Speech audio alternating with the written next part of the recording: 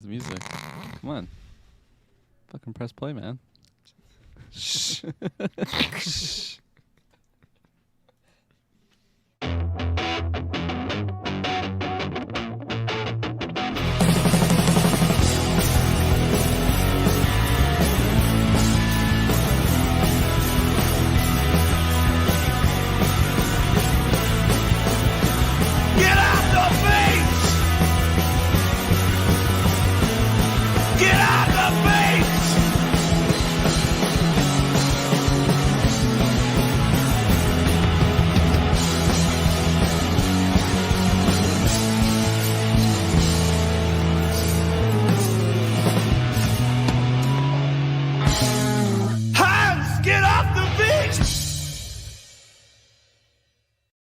Hello, ladies and gentlemen. Welcome to the 45th episode of the Geekverse podcast. And you know what that means. We're about to have a good time. I am the Clown Prince of Podcast, Travis Snell, and I'm joined by Your friendly neighborhood caster, Kirkland Patzer.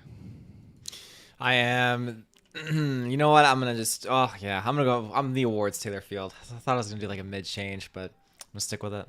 What are you gonna change it to? Kirkland's just bouncing through the changes here. I don't know what you're talking about. I was gonna change it to the Xbox, but I'm not gonna be like gloating about this win. I'm just gonna. Okay. Okay. That's what you get here. Only the best here at Geekverse, ladies and gentlemen. So, yes, we are here with another newscast. It's been a good week already, arguably. But we had Boba Fett. We had a big newscast of Moon Knight. Peacemaker review tomorrow when you're listening to this. And then this Friday, I think it's the 21st, right? 21st? Anyways, this Friday after 9. Is back, the first of the year. We're gonna have a good time. Just got a text from Kyle Smith confirming he's gonna come on, so that's gonna be fun. And who knows what other patrons? I hope there's some patrons on, because I've seen some good tweets lately, and I want to talk to people about that. And we got lots of good things to talk to Kirkland about. He's still on the cliffhanger of what I gotta ask him on air. So yeah, it's gonna be a good time. So Taylor Field, as usual, where can they find all this goodness, this geek goodness, what we're putting into the ether? Ladies and gentlemen, you can find us with your internet connection in the search bar. Ladies and gentlemen, geekverse.ca is our home base. Geekversecast is our Twitter. Geekverse on our Facebook. Be sure to check us out on the Facebook, because there will be another fan-based community poll that'll pop off at some point when I just kind of decide to pick up the slack and just need to get into the nitty-gritty of it and start designing it. It's coming. It's coming. So expect that June 2022, that next poll. And then the best thing to do, as always, links down below. You have everything, right? The audio feeds, the video feeds, our podcast network, all our different feeds. But the best thing is Patreon, because things like this, we're doing a long extended newscast. We're going to be doing a bunch of comic versions after 9. And that's all because you guys and your support. You guys pay literally for the extra content to make time for us to do the time to record all that thing. So if you want to support us, if you can, toss a few shekels, $5 is getting you everything as far as ad-free, early, exclusive episodes, after 9 access, because like we said, everybody phase 2 and higher will be able to call in, and we always have a fun time for 2 hours.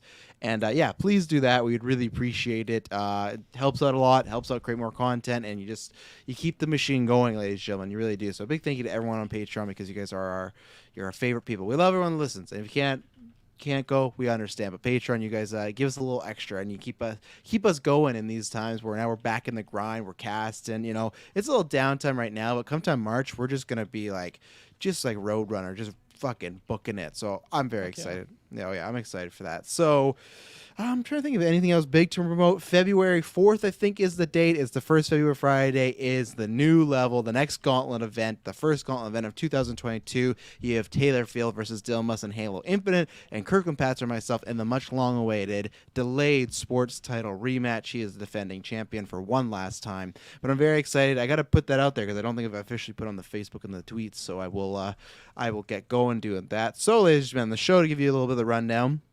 If you want to listen by piece, we'll have the cutouts, of course, on the main feed, but we're going to do the MCU Golden Geeks. I'm going to explain what that is. Longtime fans will know what the Golden Geeks is. There's a little twist on it. Then we're going to talk about some Lord of the Rings. We're going to talk about some Xbox making some big old honking moves by an Activision, and is E3 finally dead? As it has nail in the coffin. Reports may be citing that. So, yeah, that's what we got going on tonight. Now, Golden Geeks, we've done this since 2017. Yeah, because I always was mad we were planning on doing 2015 and we never got around to it because it's the only time I feel like Star Wars would have got a movie nominated. Force Awakens would have got nominated one, but it just missed it.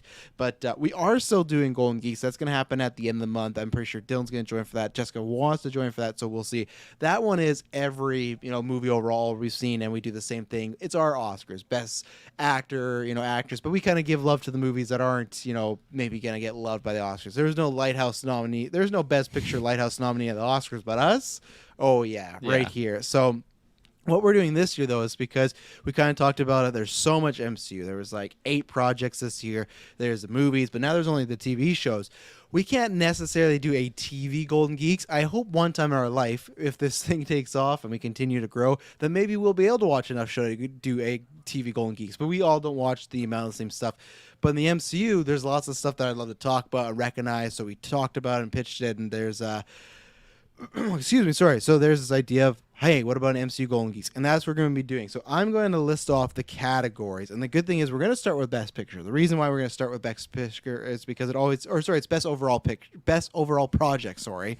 The reason is because it kind of gives us a scope of everything we're going to be talking about, but also we're going to finally, for the first time ever, hear Taylor's Eternals thoughts. So we have 2 different categories this year as far as the MCU Golden Geeks that we couldn't really do in the regular Golden Geeks. So Best Overall Project. So that will be the best movie or TV show, whatever.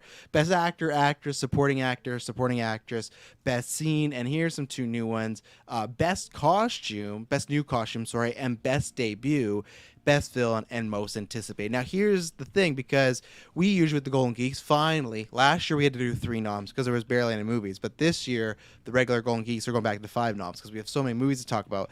To make this a little harder, we could do 5 noms, but that would just be like, oh yeah, that guy.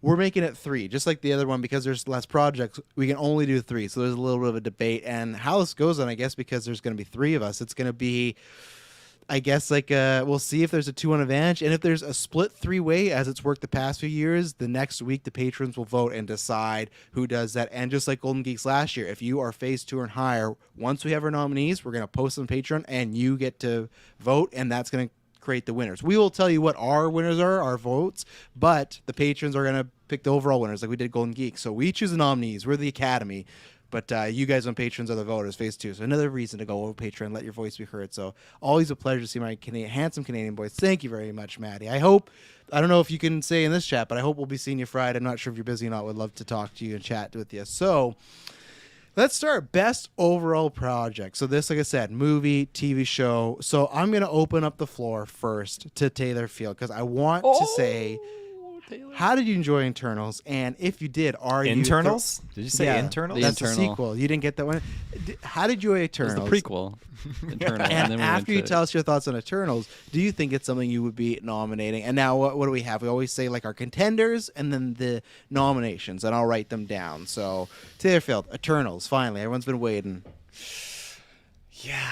So I have to say, 2-hour review right here. Just all Taylor dialogue. Yeah. Me and Kirkland just sit here. Yeah. All right, let's start the newscast.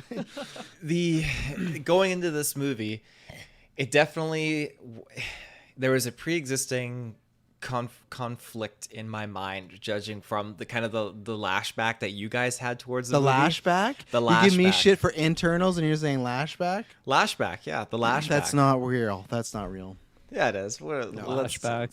Lashback, that's definitely What even is it word. now? I can't even think. Stay on target. Lashback. Stay on target. Lashback's nothing. To It's strike or nothing. fight back against something or someone. Yeah, that sounds right.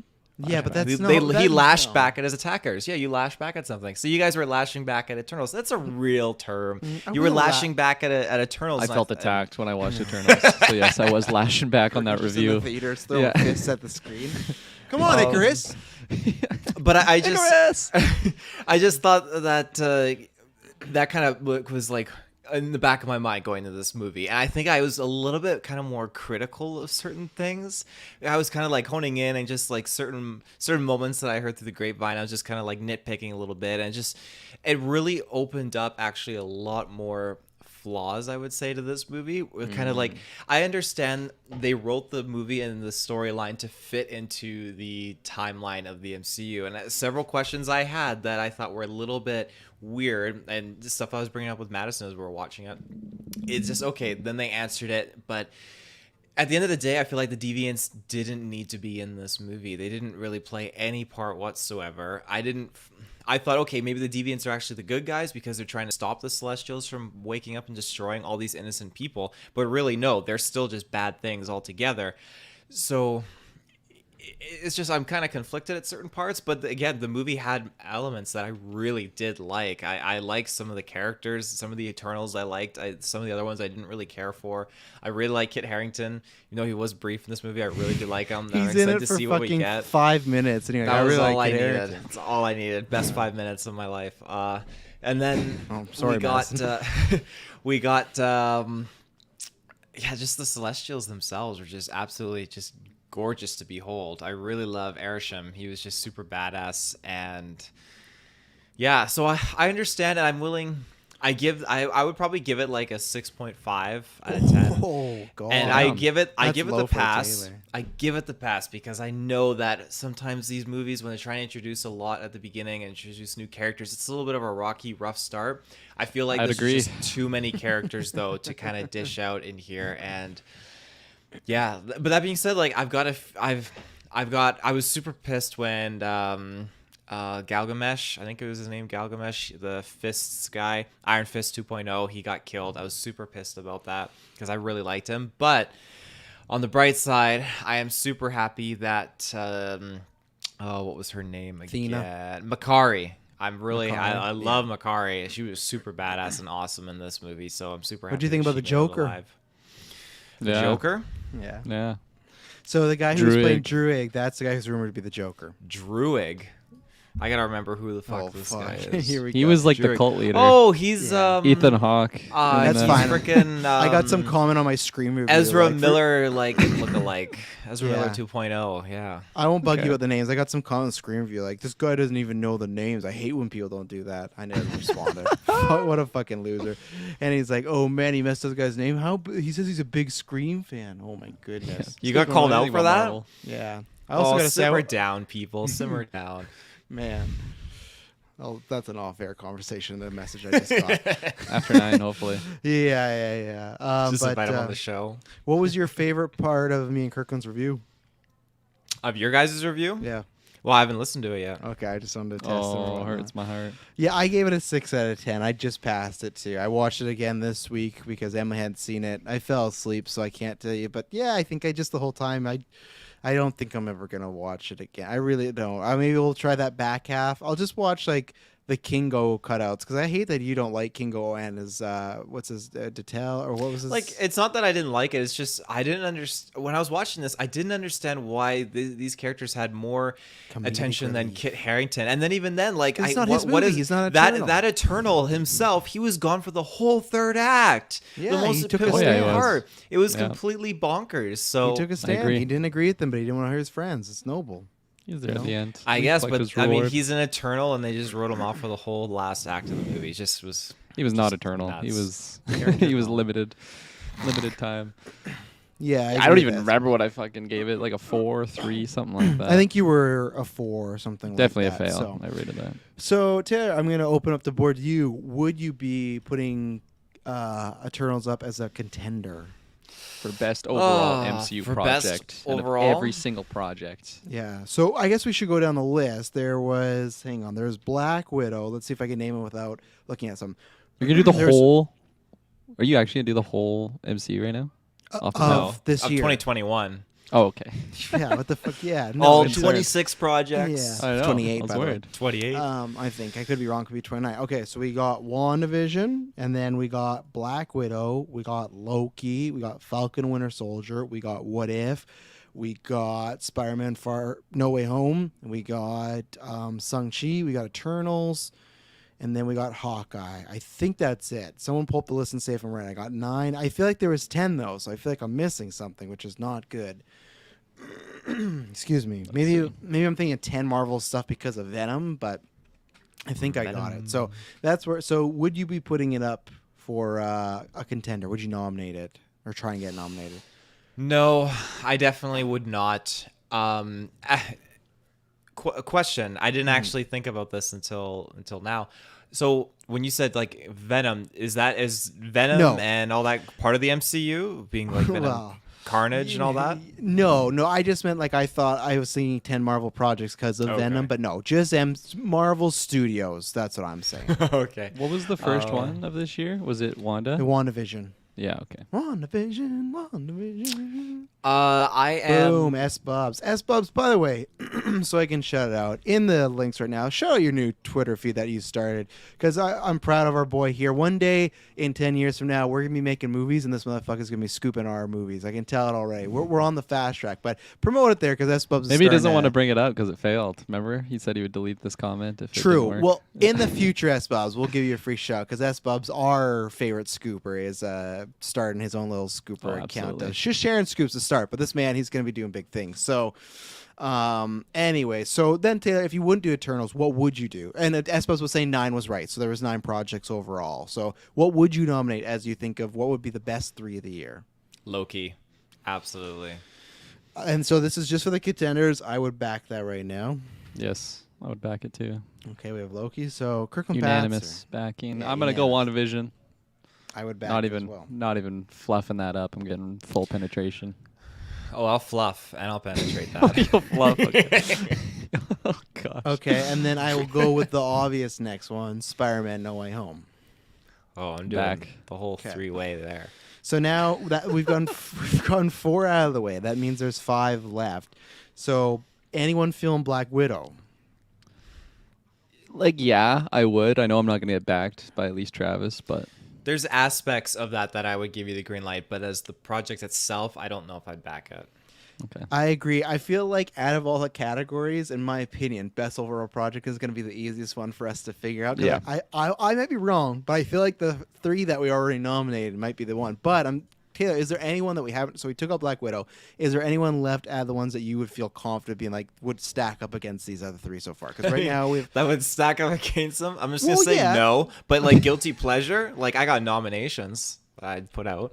Yeah, I got honorable mention. Like Shang-Chi. well, yeah, That of was, course, that was such yeah. a fun movie. Shang-Chi, That was yeah. great. But- Introduced a lot of cool concepts too in the MCU. That was very fresh that we haven't seen before. So Yeah, and I'd I'm not give saying it this credit. just. I'm not saying this just because we have a long cast, but I just want to say like, are we just gonna like? Is there anything worth talking about if it's just gonna be these 3? Because when I looked at it, I was like, and these are all 3 great. I don't know winner wise. That's gonna be more interesting when we have our votes come. I Yeah. think I'll probably time the winners of this like the week of Moon Knight because we'll give patrons time to vote. We'll have time to think. So if anyone wants to do rewatches too, because I might rewatch some of the show. So probably like the week of Moon Knight, we'll do the winners cast and we'll do that. So, but after that was Hawkeye. What If?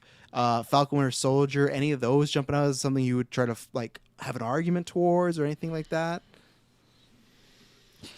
like, what if maybe? But I think there's too many lull episodes that brings it down. So it's tough to pitch it with the best overall. I'm happy with this list. I mean, those 3 are like my main 3. Like, if I'm looking at a 4th, I would put What If as definitely the 4th because you get some killer sequences and moments in that. And I think like I know you mentioned there were some lull episodes, but like I love the lull episodes even, and like they were definitely lower tier, but I love that show so much with what we got and just how it branched off more into the multiverse, I guess you could say, and just different Yeah. timelines. Especially just the Guardian was a huge factor for me.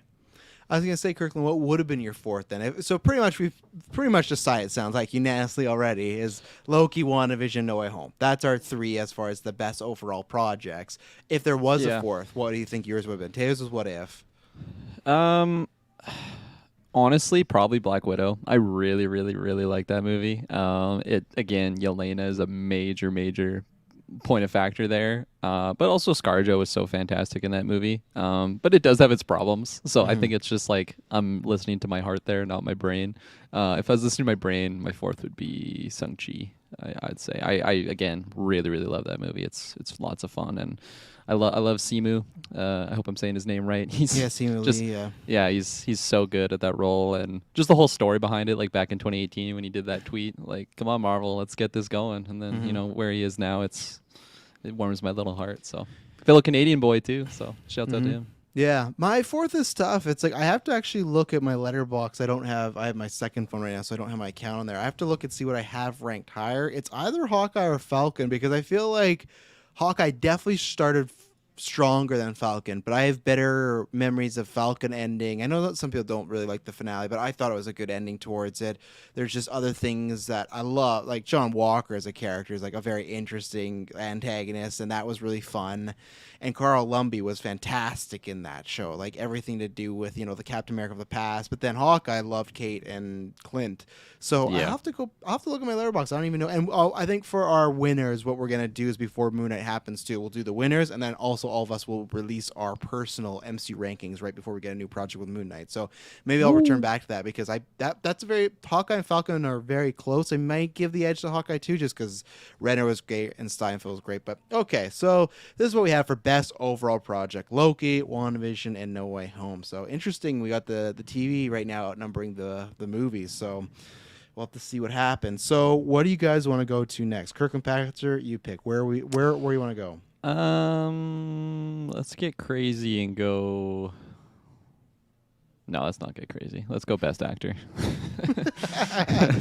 Then you open the field. Who do you have for best actor?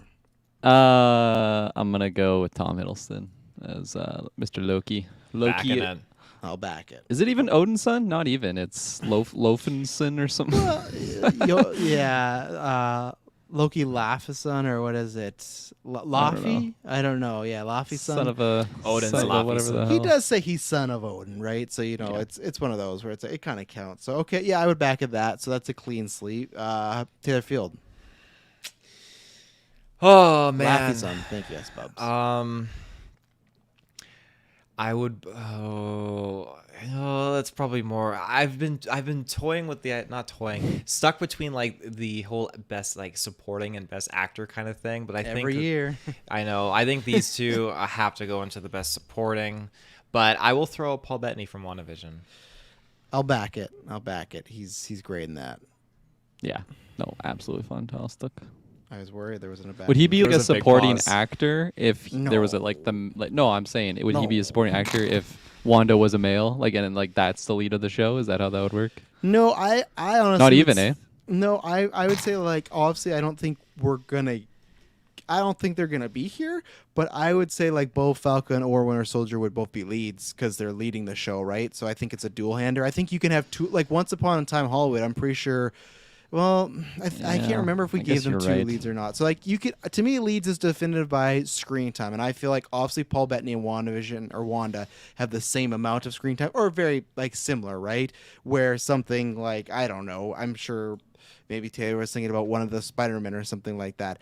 Those guys would clearly be supporting because they're screen time. And I try and think of lead. Lead is like it's their story, and that's how it goes. So I don't I think guess it would if their name's in the title, that kind of gives them the Yeah. the lead. Well, I just mentioned another Spider-Man, but I'm going to mention the main Spider-Man, Tom Holland. I think it was his best MCU movie yet. He did great. He had some really emotional stuff, funny stuff. Feel like he's felt like Peter Parker and Spider-Man for a while, but I just felt like even more cementing of, man, this guy, he has the goods. So Yeah, Peter #1, absolutely. Peter number Let's give it one, to him. Taylor Field. Yeah. All right, then Kirkland, you're back up. Do you have anyone else here? Wait, are we already at 3? Mm-hmm. Okay, and then I'm just Well, no, we have tossing 3 some more in there. contenders. So like now, then after once we decide it, we can decide out of the pool of people we have, who do we want? Okay, I'll pitch Renner. He is I'll back him. fantastic in that show. Mhm. Great emotional stuff. Really tore up my harp. Your harp. I'll my back heart him. harp. Taylor Field, would Taylor's you have backed just- him? He fucking hates Renner. Sorry, is this like because we're picking 3? Is this them like? Well, 3 okay, how do we forget this? This happens every year. no, I'm confused. We on get our this. contenders. We get our pool of people who we think would be not like. Let's say Kirkland said Renner, and we said no. We get our contenders, and if there's 6 of them, then we debate among ourselves who we think is the best of those 3 to be nominated. So the best overall project, we just didn't do that because we were all pretty unanimous. Like these are the 3, So we do this every Okay. year, Taylor. It just gets confusing sometimes. I'd back Renner though. Okay, he's in the pool. I'll throw Simu Lee as a contender out there. I back as the best that. actor. Okay. I'd back it. All right, so right now we got 5 contenders. Kirkland, do you have a 6th to add to the pool?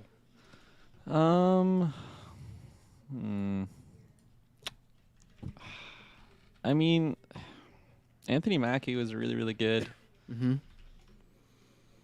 I think I'm gonna pitch him, just to pitch him. I don't know how far he'll get, but yeah, I'll Mhm. pitch him. I would back it, Taylor. Yeah, Yeah, let's get interesting. Let's get interesting. let's get All right. interesting. Do you have a lucky number 7, Taylor, for lead actor? Oh, just scrape one at the bottom of the barrel. Let's get number 7. Scrape. That's where we're at. What do we got here? No, that's a supporting. My supporting list is fucking massive. Uh-oh. My best scene is massive, so. But God, what do we got here? Oh, I have no one else, so if you don't have anyone else. Oh my God. Oh, fuck. Spread it. That's what he sounds like. Spread it. Riot Russell was really good at Spubs, and maybe we'll talk about Riot Russell somewhere else, Yeah. but definitely not in lead. Someone might be pitching John Walker as the lead, but those are some fucking heavy ass racists. John Walker and the Falcon Winter Soldier. Yeah. John Walker and America. My fucking God. If you don't have anyone else, you it's don't have fine. to. I Yeah. feel You have like there's 6. someone that I should pitch, but I just Yeah, you but know- if they're not worth it, you have It's a done for Icarus, you. Richard Madden from Eternals. You got Your favorite Stark? Yeah. no. I actually okay. I got a good one. I am going to go with Jeffrey Wright as the Watcher. I would say he's like the main throughout that show. I won't back it.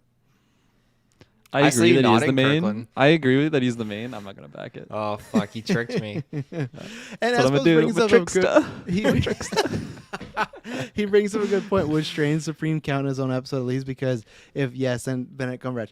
And that's where it's so tough with what if, like Cucumber. what the lead is. Like, and I guess you could. You fucking cucumber. You didn't Like, even see it at first. No, I didn't. I bet. I guess you could catch it. We could go by episode. It's tough with what if. It really is. I don't know if I would back it per se because of just the amount of time he has. Where it's still great. I have what if some other categories, maybe just like 1 or 2. Which actually, there's one category we completely forgot, but that's fine. Maybe we can do it on the fly. We didn't have best score. That was my bad. I didn't put that in there, but. Well, I'm sure we can whip that up quickly. I already know who the first 2 are. I feel like we got that. So, anyone want to put up What If or Benedict Cumberbatch or anyone from What If? No. Okay. Yeah. All right. So right now the contenders we have Tom Hiddleston, Tom Holland, Paul Bettany, Jeremy Renner, Simu Lee, and Anthony Mackie. So who wants to start the bidding as far as who do they want to cut? 'Cause I honestly feel so. I have. Well, we're my- cutting first. We're not. I feel like we could do a solid. Okay. And then go to a cut just to Sure. really mess with the viewers. Because right now, and I'll start with my first solid, but I have 2 solids, and then the third one I could be pitched pretty much multiple Ooh. ways, to be honest. My Okay. solid is Tom Holland right now for the first one. Like I said, I think he did fantastic in that movie, and a movie that could have not been about him as far as everyone being excited as far as the villains and the Spider-Man. He really delivered the scene where May dies, all the chemistry he has with the Spider-Man, with Zendaya. I think he delivers a top-notch performance. Like I said, his best one yet. So he's a solid for me. Yeah, I'll back you. My other solid was Tom squared. Honestly, both Toms, Tom squared. Hiddleston. So, Mhm. I guess we're not there yet, but I'll definitely back you on Tom Holland. He was my for sure lock. Taylor Field. I'm definitely gonna back Tom Holland. Okay. He's solid. He's locked. So, Taylor, who do you want to lock next? I want to lock in, like you said, Kirkland, Okay. Hiddleston. Tom squared. I think he's got to be in there. That's a clean sweep. See, we said it would take too long. No, we're breezing through this. No, it's gonna be these other ones that are tough. I'm not gonna lie to you. This is a good place to bring it out. I was gonna wait to after 9. My list is literally the entire MCU. What do you mean?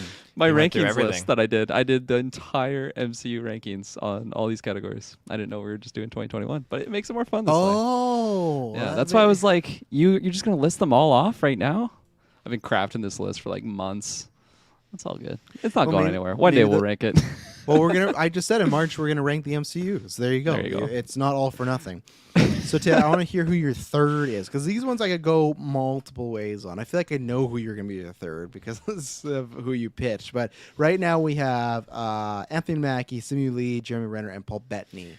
I'd have to go with Paul Bettany. I just think his performance was just fantastic. The dynamic and the chemistry he had bouncing off of WandaVision. And again, the specific moments when he would have like an awakening of like what's really going on and not understanding what's around him. Like he just delivered. He was so good in that show. So I'm gonna possibly controversial. That's my other solid lock, honestly. I every once in a while I'll just like get hit with that line, like what is grief but love persevering. Yeah. I almost say preserving. Ship persevering. of Theseus, that's the other one, right? No, remember I said preserving, and then all the comments in the finale. It was fucking persevering. It's like, I know the next day, motherfucker. I just misspoke. Calm down. But like honestly, sometimes I'll just think of that line. I'll just like get hit with emotion. It's like, oh my god, like his line delivery just in that scene was phenomenal. But he was so great from start to finish in that entire show. Whether he was playing just like the wacky, like cartoony character, or just being the more serious Vision that we know. Come on, he played two versions of himself with Snow Vision and the regular Vision. I'm locking that guy. Well, Locking him up. I was gonna say I have no argument here because both these two are locking up, so that's kind of done. But I would be the third in that because it's tough. So, like the only person I would have maybe tried to pitch is Renner, but the problem is even Mackie. Like the problem is, and it's not a bad problem, but I feel like Renner and Mackie have like a moment or two in each show where they're good they're good to great the whole way through. But then there's like certain moments like Mackie's speech in the finale. That was fantastic. He delivered. That could have been cheesy. It wasn't exposition, but this whole like about American dream and being a black man's Captain America, it could have not felt right, and he just pulled off so well. Renner, when he's suffering from PTSD, is really good. But that's where it's kind of like they have moments where Paul Bettany is like the entire series. He's delivering multiple moments, right? And he's just fired fantastic time. And it sounds bad. It's not anything bad against Simu Lee. I think he's a great anchor for that movie, and he's very charismatic, but I still hope there's like I guess he had some scenes with his dad, but I don't think he had anything that stood out as much as even the other actors, and I don't know if that's a writing point of view because he was learning lots. So I think Simu Lee is a good lead, but he just doesn't seem like he's in the kind of echelons in this movie, I agree with basically everything you said. I think the biggest thing between Anthony Mackie, Jeremy Renner, and Paul Bettany is just the quality of Paul Bettany's show was just on another level. So it just allowed for a lot more like great moments with the character. And then when you're mentioning Simu, like he is phenomenal. But I think just because it's his first movie, like I don't have as much like baggage attached to his character as opposed to someone like Paul Bettany. Like I've seen him get murdered in front of my eyes, in front of Wanda's eyes, get brought back to life, and then just murdered again. Vision, not Paul Bettany. Yeah, sorry. It was my night terror last night. No, Paul Bettany. Just snub films of. But there's just more like history with these with the character that it just makes it easier for me to lock them in as opposed to everyone. Simu might be there in the future. I don't think Renner will be there much longer, which is a little bit unfortunate. But not as a lead, at least, I imagine. Yeah, you know something we don't, Kirkland? Yeah, I was talking to S-Bubs off cast. He was tweets. filling me in. Yeah. Well, you know what? So we have for our best lead actors that we've locked in: Tom Hiddleston, Tom Holland, and Paul Bettany. So big cheers to those people. Hurrah. The same way. You know what? Cheers to 2022 and your resolutions that you can actually keep. And you know what you want to be keeping is having a nice, round, clean ball sack, because that's what we want to be doing with Manscaped. Throw up that ticker, get it going. Manscaped is our sponsor for the month, and they're here to save your balls this year and make the ball drop into 2022, the cleanest and sexiest they've ever been. Set your first New Year's resolution with good intentions. Enjoy 4 million men worldwide who trust Manscaped with our exclusive offer. Go to manscaped.com and use our code GVPOD and get 20% off and free shipping. You want to do that, as we said before. Whether it is the plow, whether it is the weed whacker, whether it is the 4.0 package, that you just get a whole bunch of crap load of stuff. I'm wearing this right now, which is very soft. The box of Reese are soft. There's tons of good things.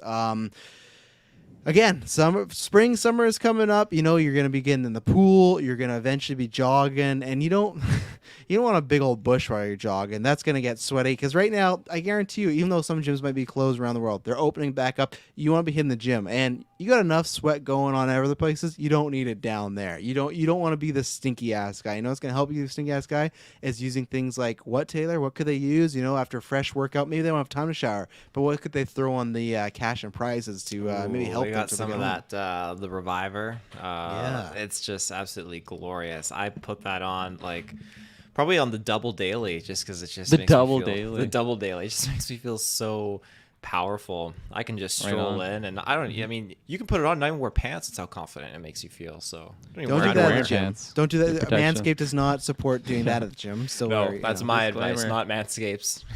yes. Crop But yeah, preserver as well. That's phenomenal. That's what I Crop got on right preserver. now. Yeah.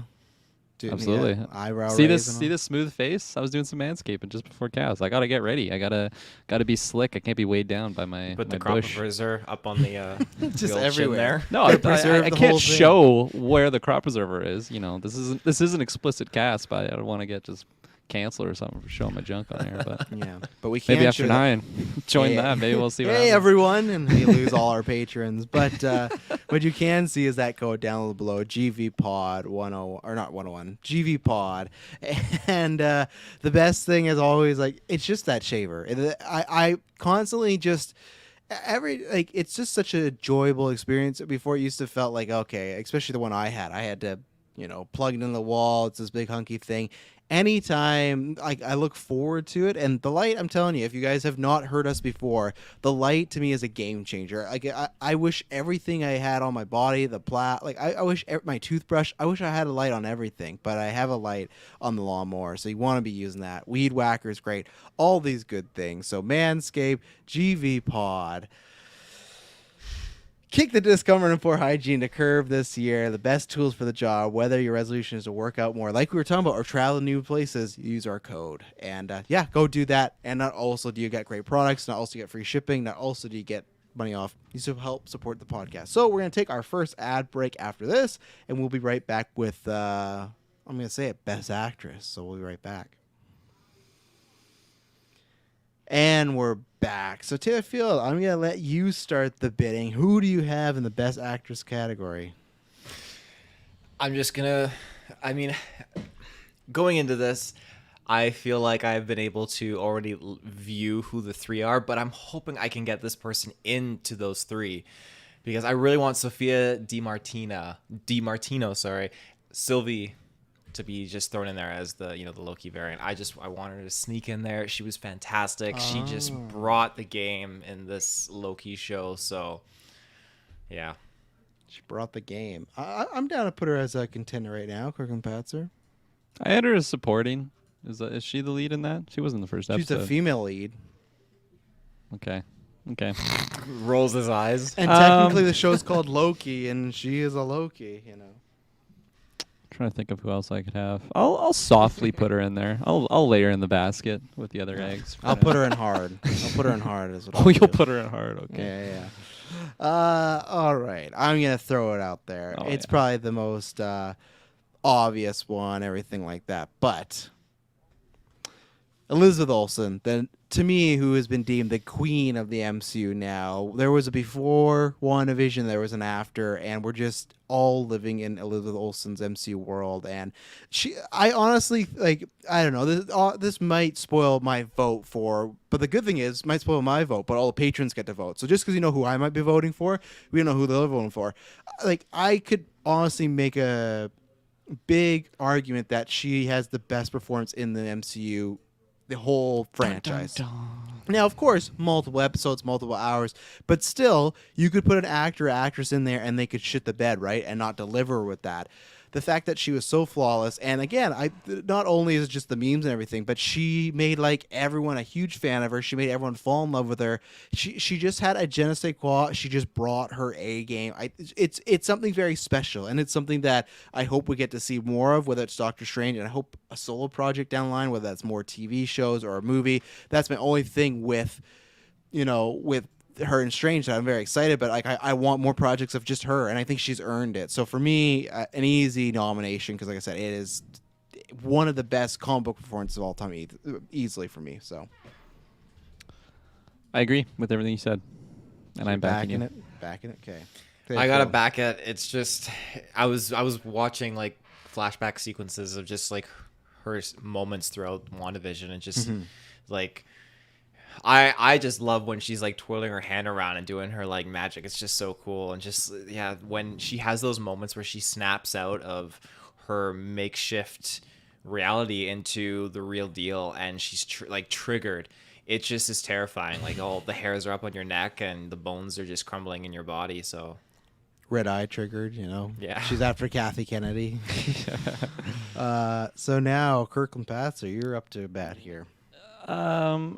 I'm gonna pitch ScarJo for Black Widow. I think that was one of her best, like, just acting performances as the character. It's her final appearance, probably, as the character of Black Widow. And I think she just did a really, really phenomenal job. Everybody's saying Yelena stole the show, but I still think she really stood her own and just left her imprint on the MCU. Like, she is the original Black Widow. She is the original femme fatale, and I think it'd be doing a disservice not to bring her up. So, Taylorfield. I will back it. Let's just put her on the board. All right, backed. Travis made me nervous when he just pushed it to Taylor there. I'm probably going Gemma Chan here or something. Oh yeah. No, I'm going who I'm surprised Kirkland didn't go for right away, who I think definitely deserves to be on this list, is Haley Steinfeld as Kate Bishop. Yeah, she does. Especially I feel like the best debut one is going to maybe be popping up again. That's another killer category, but just lovable, like what we had heard rumors of this years ago, and we all agreed, people that had read the comics, people that hadn't, like, oh, this is something I'd like to see, and she came and delivered it. One of the best new characters. She's just somebody that luckily I just want to watch in a bunch of stuff. So Haley Steinfeld's Kate Bishop is my next contender. That's a solid stamp of approval for me. There you go. Taylor hated it. Taylor was no Kate Bishop for He's him. gonna I pitch back it. grills. I back it. He's just worried about Sylvie. The more people we add, he's like, oh no. Speaking of, would you have anyone else to add, Taylor Field? I would probably. I mean, no, you went with ScarJo. You didn't go with Florence Pugh, did you? I wouldn't say Florence Pugh is the lead actress in that she's movie. not the lead. She's gonna get You nominated don't think twice she was, for you my don't think she was supporting. a lead in that movie? No, she's not the lead. No. It just goes to show how amazing actress she was, that she felt like the lead, even though she Yeah. was supporting. In both projects that I'm going to be nominating her for. Again, I don't even know if that's allowed, but I'm going to try it.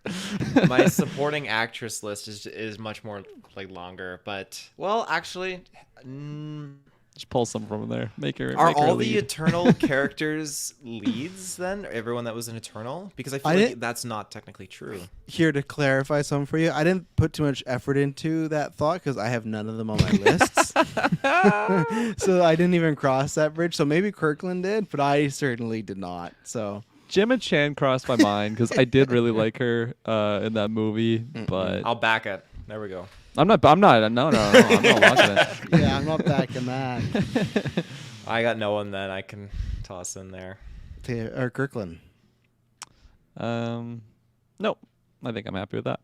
Okay, the only one I'd shout out. So there's two I had. One just to shout out. Like technically, you could have Awkwafina because she is the lead actress of Shang-Chi along with him. You're right. She's a I'll lead? back that. Oh, I'd back Yeah, that. she's a Fuck lead. my life. I thought she was a supporting. Well, I she's don't- supporting role, but she's the lead actress. Yes. So I think that's where I kind of That's was right. thinking the same as There you Taylor go. Field. I thought the sister was more the lead actress than that. No, I don't. No, think Awkwafina So. way more screen time. I can't get Yeah. this fucking categorization shit right. Jesus. I just said screen time based on screen time. Who has more screen time, Awkwafina or the sister?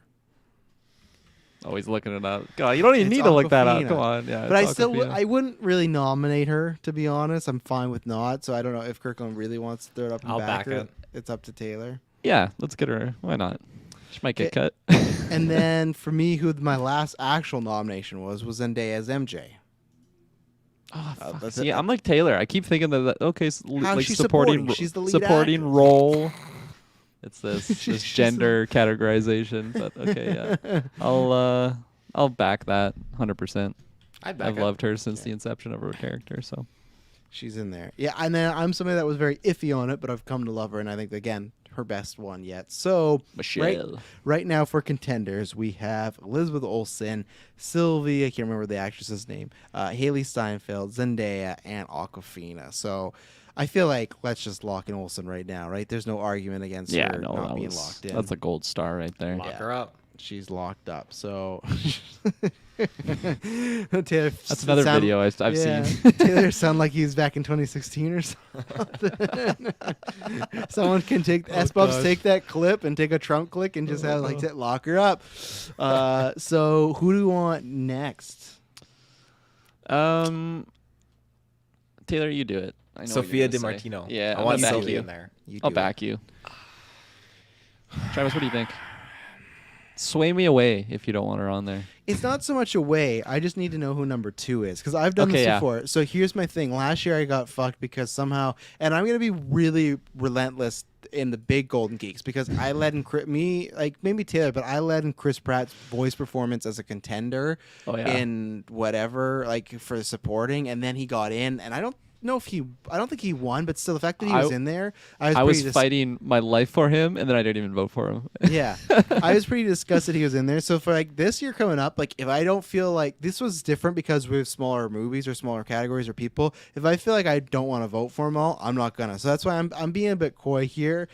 I would like to lock in Haley Steinfeld, and then I'm open for discussion for the 3rd slot. But I imagine Taylor might be the same.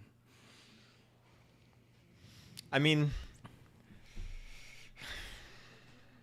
see, because he's worried too. So Let's put those 2 on the back burner right now. Haley Steinfeld and Sylvie. And then what were the other ones? Zendaya as MJ and Awkwafina as Katie. Oh, okay. So the other 2. in a perfect world, and I mean a perfect world, this list would be Wanda, Sylvie, and Kate Bishop.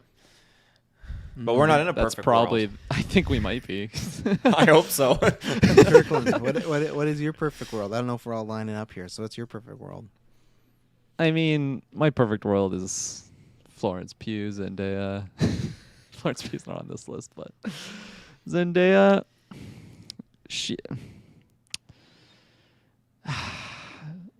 I don't like the perfect world statement there. Let's just go back. I think it's easier for me to side with Elizabeth Olsen, solid, and then I would go Kate Bishop second there. And then I think Sylvie would probably creep in on the 3rd spot, but that's not a solid. I think Kate Bishop is a lot more solid for me as of right now. Well, you don't got to worry about it because we do live in a perfect world because I would back Kate Bishop and then I would back Sylvie. I guess I really enjoy. I'm not gonna say love. I really like or whatever Zendaya as MJ. Awkwafina was nice to get her in there, but I wouldn't put her up here. I think she just has, other than the last scene with there's 2 scenes that show. When May passes away, I think she's great in that scene when she's consoling Tom Holland, and then at the end when they have to say goodbye. But I feel like she does a lot of just running around with Ned, where Sylvie doesn't do that, nor does Kate Bishop. I feel like they have a lot bigger moments. So I would personally, I would lock Sylvie and I would lock Haley Steinfeld as well. Yeah. No, yeah, I agree with you on Perfect the world. Zendaya pitches there. I think also just something that sticks with me with the character is the growth you see that she's gone through from Homecoming to now. She's even just that line of expect disappointment, you'll never get disappointed, and then by the end of the movie, she's showing hope and actually being someone that actually is looking forward to the brighter horizon, which is always sweet. But when I compare him to the other ones, Sylvie just had a lot more powerful moments, and oh yes, Travis Snell, Keepers Podcast, chance to show your quality. Yeah, I'm trying to show it, and then I think this speaks volumes as we completely forgot about ScarJo. So That hurts me. Kirkland and Taylor backed her. I wouldn't have backed her. I liked her enough, but I don't remember. Name me a scene. Because Kirkland, you just speak in overalls. I feel like I can't Probably name one great scene.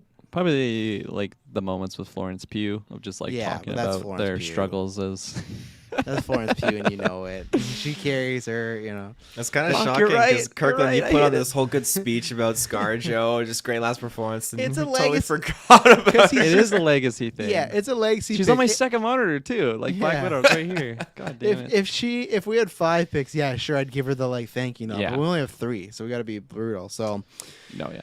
Elizabeth Olsen, Haley Steinfeld, and what's the actress's name of Sylvie again, Taylor?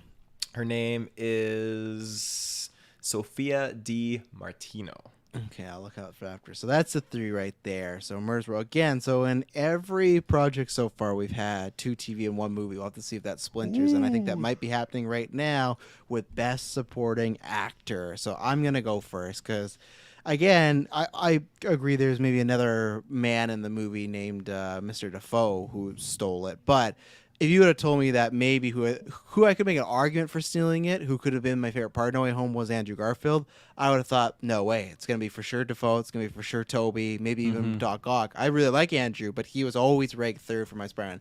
I thought he had a fantastic showing with its heart, comedic beats, speeches with Peter. And again, I feel like all of us like really emphasized on the review, and I've heard on other reviews, the moment where he saves MJ is a good moment, but it's carried by his performance after the catch and the mini dialogue they have there. So Andrew Garfield is my first supporting actor contender. Get him on there. He was definitely better than Toby in that movie, so it's good. Is he frozen or is he just fucking with me? No, he's frozen. Okay. Yeah, he's frozen. That was a lot. There he I'm is. assuming, yeah. That was a vote Yeah. yes. Okay. Absolutely. Taylor, you didn't spill your beans? I'd back it. He Alright. was Spill your incredible. beans. He was incredible. Now, I feel like there's a rhythm we go in, and we'll see if Taylor picks up what I'm saying. Taylor, you go next. I am gonna drop Randall Park Jimmy Woo from WandaVision. It's not what I was putting down. Very but that's random, okay. but yeah, okay. I'm not gonna back it. What? I'm He not was gonna back so it either. fantastic. Just to Oh be, my just to God. push back. I like it. I love discourse. I love chaos. Well, again, he was very enjoyable, but I have people on this list that are much more than enjoyable. You know? And like people that I would even just throw in the contender, or like not even the contender, just the noms. I feel like he wouldn't really make that in my list. And with that, I'm just gonna go Owen Wilson here. There's Mobius. Mobius. I'd back it. Taylor Field. Are you gonna retaliate since I I'm shot not gonna down back your? it. Oh! No. It doesn't matter though. 2v3 He's in there. or 2v1. Well, I'm gonna finish what I started because both these guys I gave them a layup and they didn't give it to me. Was Tobey Maguire as best supporting actor? I feel like, in my opinion, he doesn't shine as much as Garfield, but man, is he great! He's so much fun. He has the role down pat. He has some really great moments. I love him being the bigger brother, just always just like what's going on sort of deal. And I would put Tobey Maguire as best supporting. Absolutely. Back it. Backed. Okay, backed. Taylor I Field. feel like it's hot. Doctor Strange from No Way Home. Yep. I'll back it. Yeah, I'll back it for now. Okay. Kirkland. Ooh, so it's my turn, eh? I want to pull someone. Like, how does the what if work? Like, there's some episodes where this person's the lead, technically. Or It's like tough. yeah. It really is, because it is such a mixed match of their lead and then supporting in one scene, right? So it's Yeah, because, like, I mean, like, Chadwick, he was definitely the lead in 1 or 2 episodes, I'd say. But then there's a couple, or at least one, where he was kind of in the back burner. The Doctor Strange episode, obviously, that was his show.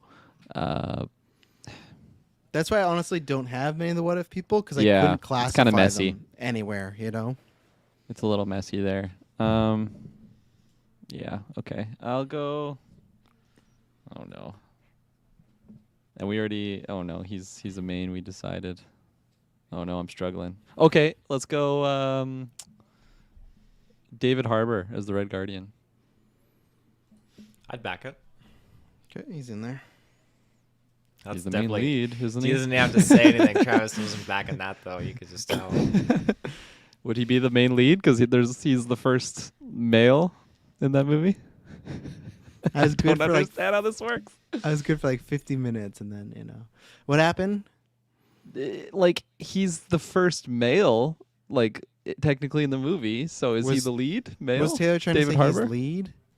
No, that's what I'm no, this asking. is Kirkland no. asking. Yeah. I think he's support. Like, I know you can make the case, but like to me, he's in there is no lead male in that movie. No, in there- my opinion, I don't think so. With the amount I of agree screen with time. you. It's just I feel like this definition is not the most solid for me. But yeah, I'll Oh just my throw on the god! Red How Guardian. many years we got to do this? How many years? It is subjective, but I feel like we can clarify. We know what a lead was not.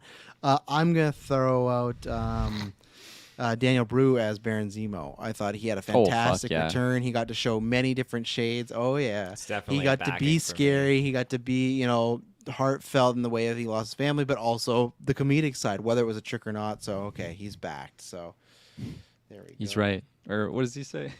He's wrong. He's out Or- of line. but He's out of right. line. Yeah, fuck. Yeah, I but I'm in butchered line that right now. line. You help me. I think it's Taylor's turn. It's Taylor's turn.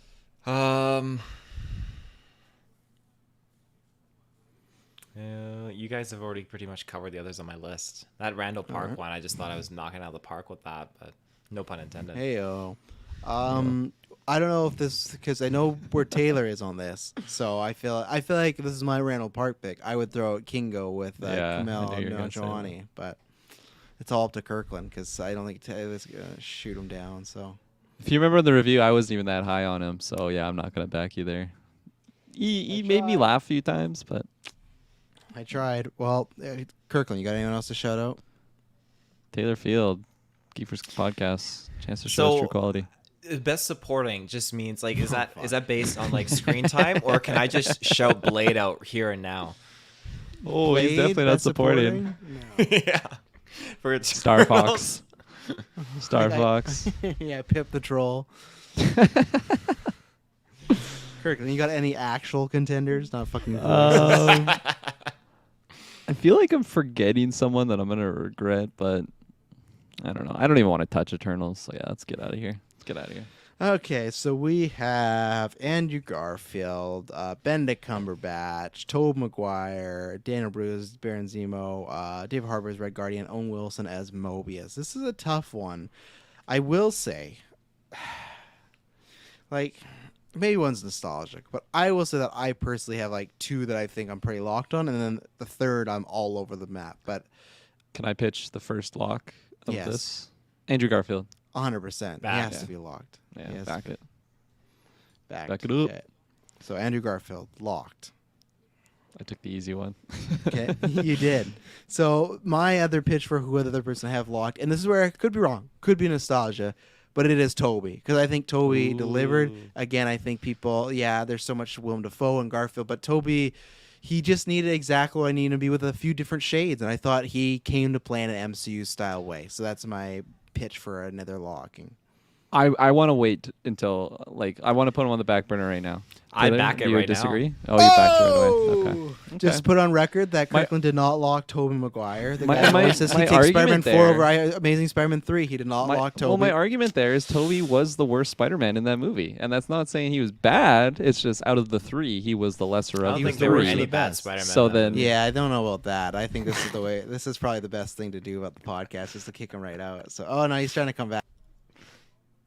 I can do that too, bastard. I gotta get a new StreamYards account. But Well, yeah, okay. I He's probably the would be- have backed there, but I'm like, let's that- go through the list before we just take two out of the three slots. he's right the away. worst at it. If you were to make a list of like, man, these are the top 3 blowjobs I've ever gotten, and he was number 3rd, he'd still be the 3rd best blowjob you've ever gotten. Absolutely, but I want to experience That's the where other it is. ones before I make my tier list. Well, then fine. Out of this one, who do you have between Strange, Zemo, Red Guardian, and Mobius? Maybe Zemo. No, I'm kidding. Who was gonna fight Definitely Maguire? Toby. Right? Mhm. I don't know. I just wanted to hear their names first. I wanted to delay the inevitable. Want to put a little But dirt in our that eye. did not happen. I got some dirt in my eye from that fight You're back trash, there. Kirkland. If people What don't about know I'm Mobius? using Spider-Man What about 3 Mobius? quotes, I'm not just saying Kirkland's trash. You're trash, Brock. That's what I was doing. And I said to kick the dirt in your eye. No one picked up on that one either. But I was it's just fine. trying to ignore you. It's tough though. I Mobius, the resurgence of Owen Wilson, his career's back on track. Back on track. Was it ever off track? I don't After know. all that Well- controvery back in blah, blah, blah. Just making up Okay. fake news here. Well, it was at one S point. Bubs, look at That's this. a bold take. You know what? Where's the block feature for the commenters? I know there could be a case, but I think to me, I just worry Toby could disappoint, and he didn't. Taylor, where are you on Mobius, or where are you on the next lock at least? Maybe it's What because was I'm a that? little bit Man, wasn't even he's English. speaking Elvish. Maybe I'm like a little biased, but I would genuinely go with Doctor Strange with that because I Oh, feel like fuck. he was prominent in that movie, and I love the dynamic. You get him facing Spider-Man. You get again him taking the pumpkin bomb like to the face, like that was crazy. Well, that was. I don't think it has anything to do with acting. Him taking a pumpkin. Oh, he bomb. acted that explosion so No. well. So here's where They we blew have a off a cherry predicament. bomb right in his face. I'm an Oscar-nominated actor. You can't do this, Christina. We're in a pickle because my main strong one would be Zemo. I think Brew was Ooh, okay. fantastic. I could be swayed to go with that. It's Just funny do it, too because Zemo. I could be swayed to go Zemo over Taylor's pick. I can't even find. There you go, Doctor Strange. Strange. Yes, there you go, Doctor Strange. You know, like Strange, maybe I'll take this ploy. We're going to get a chance to nominate him next year as lead actor. He's going to have tons of time. We don't know when we're going to get nominated Zemo next. And I don't know. I just, there was more to chew on, I think, for him there. I think Strange had some great scenes, like when he was saying goodbye to Peter at the end there with the dream and everything like that. I think Mobius really had some good stuff too with Loki of like, oh yeah, I don't believe you're that guy. I just think if I'm going for just, I think they're all good. I think Red Guardian's out of the running for me because I think he's good comedic value, but I think he's gone. Yeah, I guess there's I just agree. there's something about Daniel as Zemo. It's just you can't take your eye off him. That could be fully writing too, but I think he plays it in such like a we joke about Loki being a trickster. He's that guy you never know what he's gonna do, but he portrays it off even when he's not even saying any dialogue or doing actions, just the facial reaction he does. Plus, like he gave us the best GV opening of last He's the year. guy that Absolutely. lost his wife and his kids, but he's dancing in a club. 100%. Like, how did he get to this point? I'll back it. Oh, I think I swayed him. I think I probably would have backed him as well. Just everything you relayed there, like he was just such a mystery, but at the same time, I'm like, I like this guy, I could trust him. But then I get reminded, I'm like, no, I can't trust this guy. Yes. Like, look at him, he's Baron Zemo. But Owen Wilson was so great at Mobius. I think that was like an asterisk going into the show, and then after the first episode, I'm like, oh, he's phenomenal. He's so good at Yes. Mobius. But no, I think Baron Zemo would tip the scale slightly, and then Doctor Strange is just we'll save him. Yeah. No, Owen Wilson's great. He's just so smooth. He's likable and stuff like that.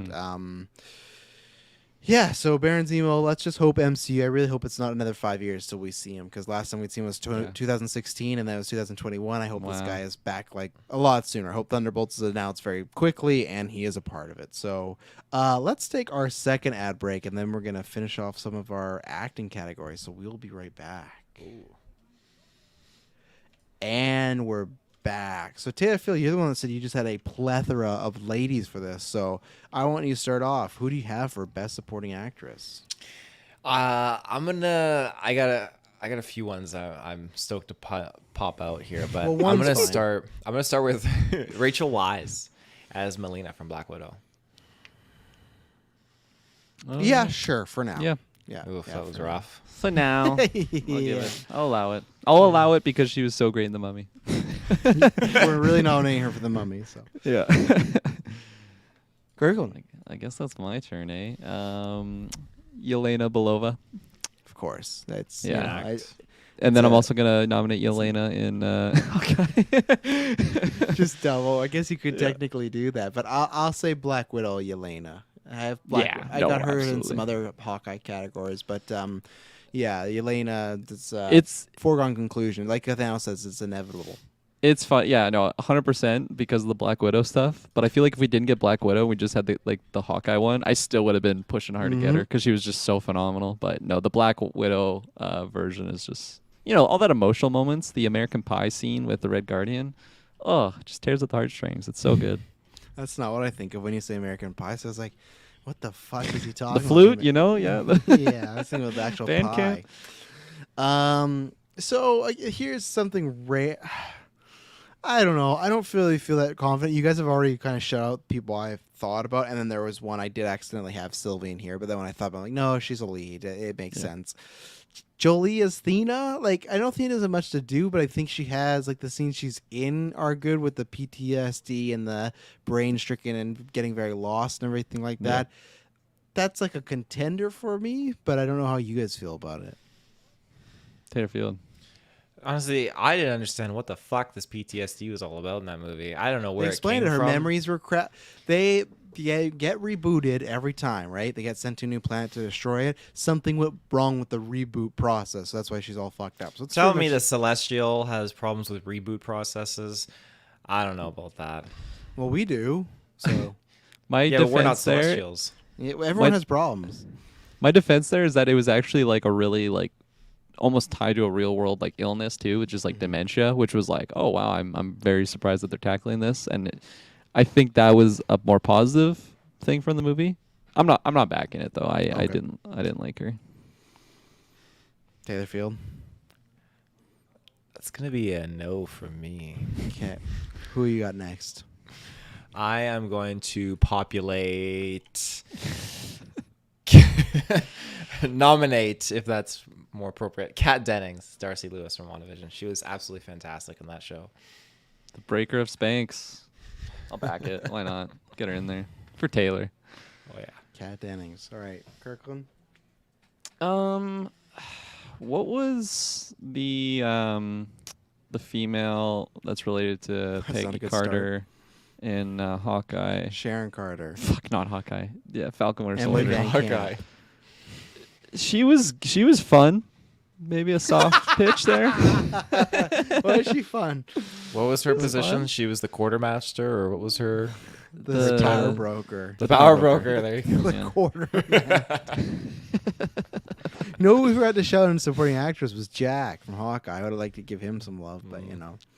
Oh yeah. I would have Nemesis. backed that. Let's go back. The, Let's put him the an mom actress. groper. He's not groping her. He's No, I'm just thinking back to my audio clip I got cut up Yeah. and put all over the webs. Thanks, I wouldn't- probably I S would- Bubs for that. I would not back this one. Back. I which don't one? blame you. Sharon Carter. Oh, Sharon Carter. Okay. She was fun. Was it So, my pitch? Taylor, It wasn't that's up to strong. you. Like I like the character, but I mean going through all these different. Going through my Just say list, like I no. definitely didn't like recall her, so I will not back her. It's over Cock for tease. you, Sharon Carter. The quartermaster. Taylor, who else do you got? I'm gonna pop off Aliqua Cox, who played Echo in Hawkeye. Oh, okay.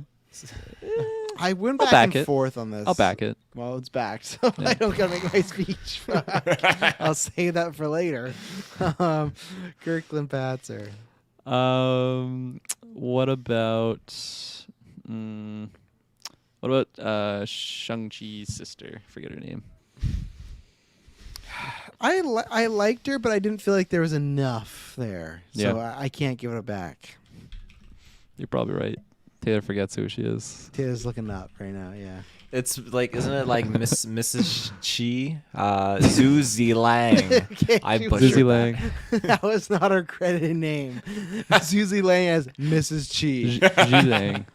I think that's how you Xiling, I pronounce thought that. it was. Yeah. It's like Xi. Xiling. I think that's how you say that. Taylor's our resident Chinese man. I think it's Xiling. A so- resident Chinese man. So they call you on the streets. Taylor, you backing us? I'd probably say. Actually, I would back it. I actually really liked her in the movie. Oh, Kirkland yeah. almost had two swing and a misses there. Yeah, I was scared. Taylor Field, you're back up because I got all mine up there. I'm gonna. This is a one-person category. I'm just gonna sneak in a Lauren Ridloff here, who played Makari in Eternals.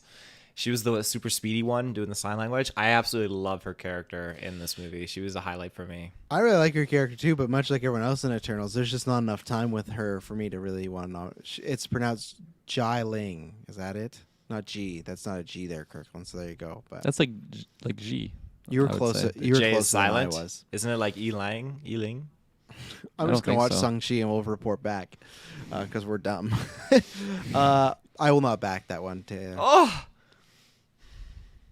I don't know if Kirkland. Kirkland's gonna back. No, I know you I'm want not. to. No, I'm definitely not. He wants Yeah. it. He wants the Eternals to be completely snubbed out of the MCU Golden Geeks. Kirkland, Maybe anyone Kit Harington. Yeah. he had enough screen time. Anyone else? I feel like all of mine would be really reaching, so Reach. reach for the sky. Reach out. Touch the force. Oh, look at that! Fuck yeah! People make fun of me. Travis How'd you said pronounce it? right. How'd you say it? Jai Ling. That's how I said it. No, you said Ji Ling. Okay. Moving on. Okay. Next category. No, Well, we no, locked not these in. yeah. We got Taylor. You got anyone else you want to shout out? Just next category. I got Closing no this one with- that I can pop in there. Okay, let's do the easy thing. Florence Pew is locked, correct? As Elena. Yeah. Locker. It's both two, right? She's Yeah. two- So we got two she's one and slots. two. And then She deserves it.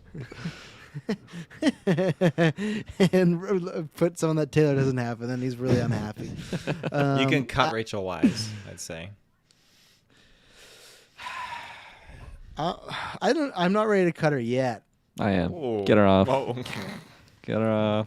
I would have loved it in the 90s, but single. Not a single man. I'm a married man now. So, okay. So now we're down to Angelina Jolie as Thena, Kat Dennings as Darcy, Cox as Echo, and Jai Ling. Thena I got thought put in there? Angelina. I definitely didn't Yeah, I back thought we her. cut her. I didn't back her. Travis just sneaking This in guy. contenders Fuck now. Yeah. He's gonna read off the list at the end. It's like nothing that we agreed upon. It's just his list. Yeah. Look at that freeze right on his lap. It's over for you two. Richard Madden as Icarus. All right. The hell? Are we in the females? What are we doing here? No, I was Yeah, where joking did that when you come said from? Okay. when you, I was when you so said the confused. list is gonna. I got cut off, but when you said the list is gonna be whatever I want it to be, and I just that. Well, I feel like this is kind of for you two to fight it out because I don't really feel strongly about it. And I guess I definitely don't want Kat Dennings in here then because she's I do gotta not be think in she there. deserves it. Kat no, Dennings and if you look at Interesting. Echo and Jai Ling, not at all. I like Kat. I You would can't take name me Kat, one. I would take Kat over Jai Ling. Well, This we is know me you talking. would. Yeah. I don't think you can get like one good scene out of Kat Dennings to give me an example. Something like, man, that was some That really whole great scene acting. that she had with Vision, that was fantastic. What whole scene? When they were in the truck In her just Spain. discussing When she just about gives some the- exposition? Are you fucking kidding me? That's the scene where sometimes we get all best you actress? need is a little No. dose of exposition. So, because we have three left, my vote would be to kick Kat Dennings. I think Echo has some good emotional stuff in there. Jai Ling has some stuff with Sung-Chi when they reunite and with the dad. I think I even wanted more of Jai Ling, and that was one of my complaints with Sung-Chi, that she kind of got cut out from the knees at the end of the movie. Yeah. I don't think there's anything with Kat Dennings stands up against these two. I don't know. Sorry, like, Taylor. Even, I'm even trimming her. everything... I'm trimming her. No, no, no, no, no. Let me no, make, it's let too me make a late. case. You Let should me make a case. No, you should give me Angelina, and I would have fought with you. So it's too late. Yeah. Kat's gone. You could read out her obituary now that we just Ye- killed her off. Yeah. So our best supporting actress is Florence Pugh. It happens just that quick, folks. Just like Makari, right? Just Florence Pugh as Elena, Cox as Echo, and as Jai Ling. I don't know the actress's name, so there you go. So that is our best supporting actresses. Let's get into a doozy here because I feel like these are always hand up. So if I didn't back Jai Lang, Kat Dennings would have made it in there. Is that what you're telling me right Probably, and that's you got Chris Pratt. You got Chris Pratt. Yeah. That's the rule. So that's why you got to be careful. You only back who you want. So Gotta love the Golden Geeks. Unbiased. best scene. Now this is a Ooh, tougher. spice. So now I'm gonna throw out at least the easiest one. The layup is the Spider-Man at the new Empire State Building. You got the conversation. You got the three of them jumping off the fucking thing, swinging together. That is hype beyond hype. I feel like we can all agree. I'm not gonna say it now, but I feel like that's like a lock, even just the Spider-Man think- talking. I don't think it was the new Empire State. I think it was the new Statue of Liberty. But Thank I you. will New back you. Statue of Yes. Yeah, new statue. I we can lock it as a contender. I would fucking lock it as a nom right here. now? I'd But- lock it every which way. Yeah. Let's you wanna not get lock too ahead of ourselves. Let's It's too just late, me and contend Taylor right just now. locked it. No. Oh, Yeah. we gotta do the cat like the. Well, That's no, how that's it goes. on. Golden Geeks. Should have gave him Kat Dennings. Hey, we still got two to talk about. So I just feel like, come on, that scene everyone's been talking about for a year. Like the It's whole. true. It's true. Everyone's been talking. About,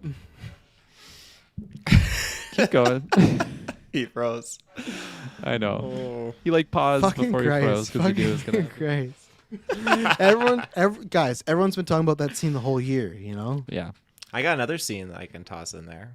Sure. Since we're on the Spider-Man train.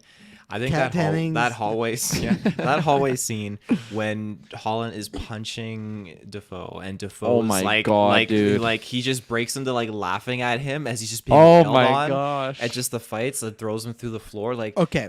that's legendary. Fuck, we that's got- good. Hang on before you back that. Lock it.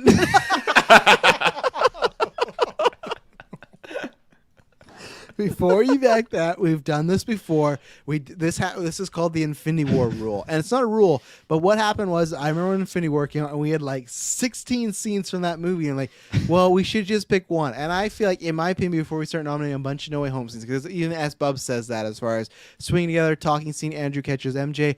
I feel like we should probably only have one No Way Home scene, because if we don't, this category would just be No Way Home scenes. I really do think that, because that whole movie. I don't want to agree with this yet, but I won't agree with it think let's nominate a non-No Way Home scene right now, just to, not dilute the category. Just call it the lead us Spider-Man off. best Lead us Spider-Man scene.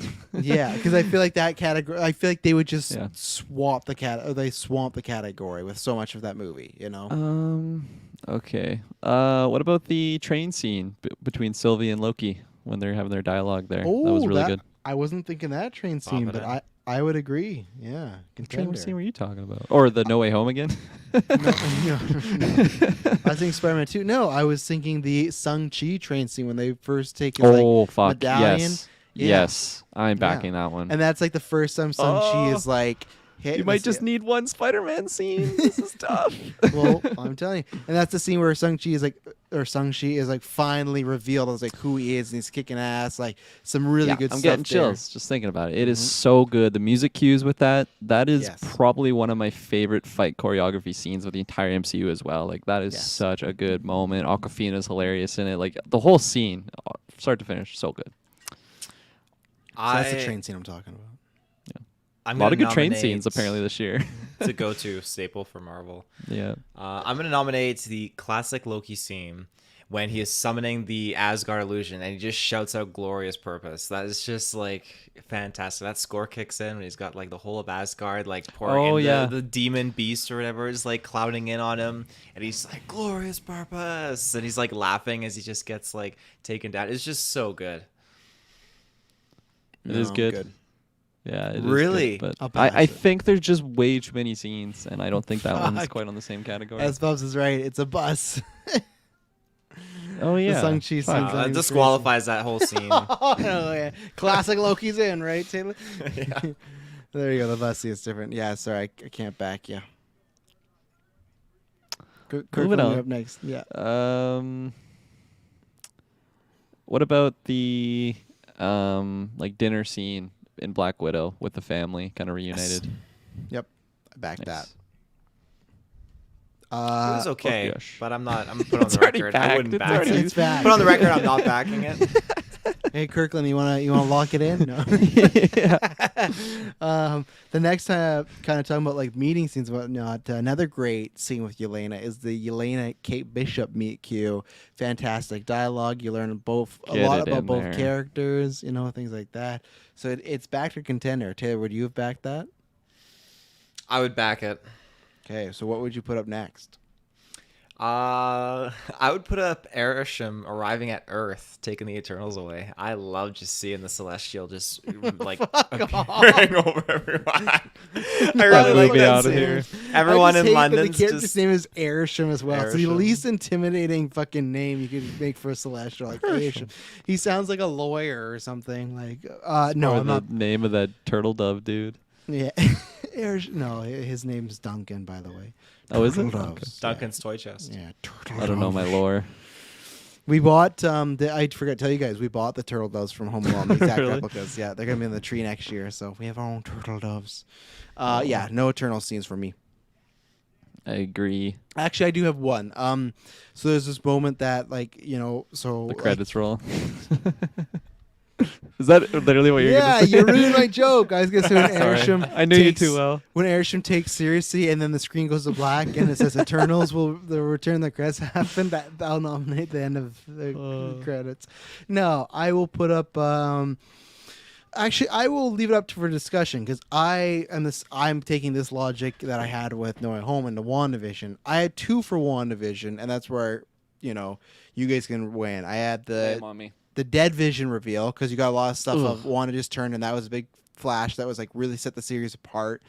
You have the argument between Wanda and Vision when Vision's finally start to realizing something's going on, and they're floating in the air, and I feel like that's like them at their best. And then you got the Ralph Boner reveal, which is quite good. But no, the first two are the ones I'd really fight for. I think I feel more strongly on the argument because Dead Vision is more just a moment than a scene. But even then, I'm not sure if there's anything else from WandaVision you guys would shout out. I'm more on the argument side. Oh, you go ahead. Taylor. Okay, I'll go. It sounded like he was asking for help. And like he was going to get snapped. Just get taken away. I don't feel so good. I mean, again, like, what is grief if not love persevering? Like, that scene was just so tearing at the heartstrings. Yeah, but also, like, the last you're right. episode when the Don't say kids are anymore. disappearing there, like, that is such a good moment. There's so many good scenes in WandaVision. Like, fuck, I could even pitch, like, in episode 1 when they're having that, like, that dinner. And, like, up until that point, it's just like a sitcom. And then it's just, like, the one dude starts choking. And then, like, the chick is just freaking out. Like, I just get goosebumps thinking about that scene. But, again, I don't want to just pitch every single WandaVision scene in there. But, yeah, I think you there's nailed so it. many good moments. Yeah, for me, I kind of forgot about that. But yeah, for me, the love persevering is one of those that's kind of like, how do you not have that? Like, that's the top for me. But Taylor, you were going to shout something out. What do you have for a WandaVision scene? I was going to shout out the moment when Wanda, like, babies are born and Wanda clues into Monica Rambeau about, okay, like, she said something that's out of place. And then just the whole tone that was happy just felt great. That was sitcom, it just changed. And she immediately, like, whips out her magic. It's like, you don't belong here. And, like, the tension really kicks in. And then she fucking blasts Monica Rambeau, like, out of that reality. It's so crazy. See, this is interesting because this is why we've done this for a few years. I call this the Blade Runner problem, where I feel like we're going to have this problem when it comes to Dune, where we all have multiple scenes, but we don't have the one scene that we all fully, like, with Spider-Man, we go, oh, it's that scene. With, you know, Shang-Chi, oh, it's that scene. With this one, there's so many great scenes that happened to Blade Runner, where Blade Runner got Best Picture nominee from us, but didn't get a single Best Scene. And it's like, well, because we couldn't really agree. The people that had seen it couldn't really agree on one that was the strongest, and that's where, like, I would go for the love persevering one, but Taylor's going for the maybe that. I'm not sure if he would back it, but like, if there was one, what would be everyone's strongest? That's what I'd say. Mine's the love persevering one. That's what I would say for WandaVision. I think I would say that as well. It's probably the most heaviest moment between, I mean, the two lead characters of that show, so I'd probably back up. And, like, Travis, the other one you mentioned with, like, them floating in the air, I completely forgot about that one. That was actually really, really good, especially because it's happening so subtly of them just, like, floating in the air. But, yeah, no, like, just that quote itself just sticks with me, like, Yes.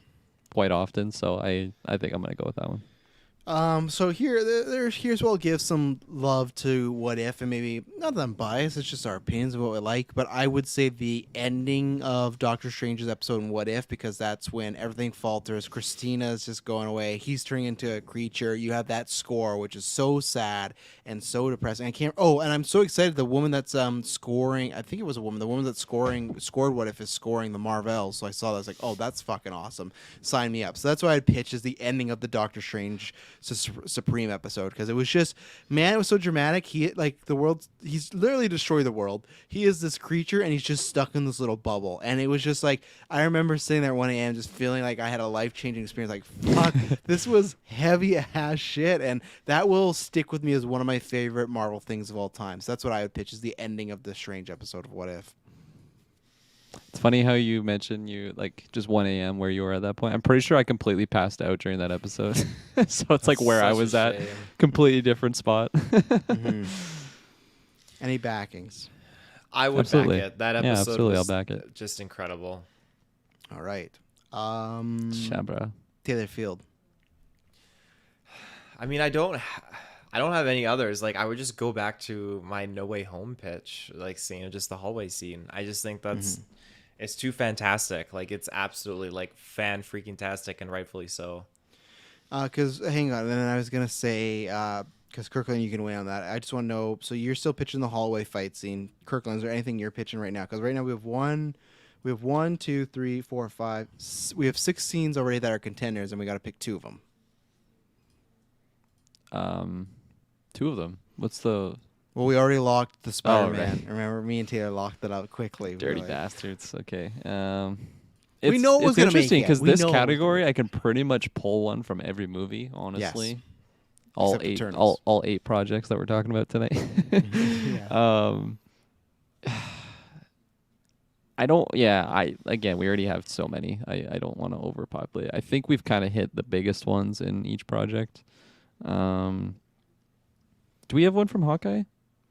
The Kate Bishop Elena scene. The other one I was going to pitch. I wouldn't pitch it now because it's not. So we pitch just a shout out. I really liked the movie Marathon Night with Hawkeye and Clint and Kate. That was because that was fun. fun. Where it starts fun. They're doing the movies. He's teaching her the thumb flick, and then it turns into him talking about being Ronin or her figuring that out. And both of them are great in that scene. Again, I don't think I'd really pitch it now because I feel like there are stronger ones. But just a shout out as far as that was a really really good scene. Absolutely. Yeah. So where do you lay on Taylor's hallway fight? Because then that again comes into this is a you call. Because for me, I'm keeping the one Spider-Man No Way Home scene. Then I'm gonna try to diversify it. It's really good, but just other ones on this list. It's not quite on that caliber. I think. God, that's a villain in man. Halloween Just Town. Defoe is so fucking phenomenal in that sequence. It's bone chilling. He's even scarier than he was in the original Spider-Man. But no, I'm gonna not back it, which hurts me because it's so good. That's brutal. Should have like 10 best scenes at least. There's so many scenes. Well, this is why you got to do it. So, so we have one already locked. We have 16. So we got the Shang-Chi bus scene, Loki and Sylvie train conversation, Love persevering, Doctor Strange what if ending, the Black Widow dinner, and the Hawkeye Yelena meet Q. This is a murder's row of people. And before we decide, let's take our next ad break. And we're back. I really freaked out Kirkland there. He thought we were for sure going into categories. No, well, bam, got him. That's why you go to Patreon, ad free. But Kirkland, what were you gonna say? What was your thought bubble? This hurts me, but honestly, I think out of all those, I would cut the Hawkeye one with Yelena and Kate. Just there's so many heavy ones just in like WandaVision alone. What do you think, Travis? I know it hurts. agree. Taylor backed it, so it's already gone. He's a bastard. But I just want to hear your thoughts. So no, I agree. It's tough that it's really good. If there was 5, again, maybe there would be a case for it, but there's not. That's why we didn't do 5 because we wanted to have some discussion. Following suit, though, the same way I would agree with that, I would probably say the Loki Sylvie train scene where it's really good.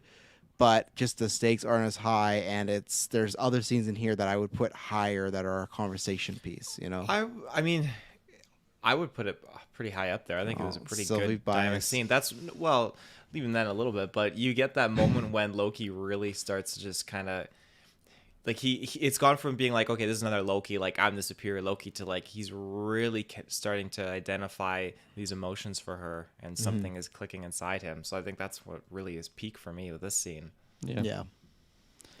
So I'm cutting it. I'm gonna cut it. It's so good, but again, just some of these other ones, it's on another level. I don't know how. Oh, I'm getting agitated.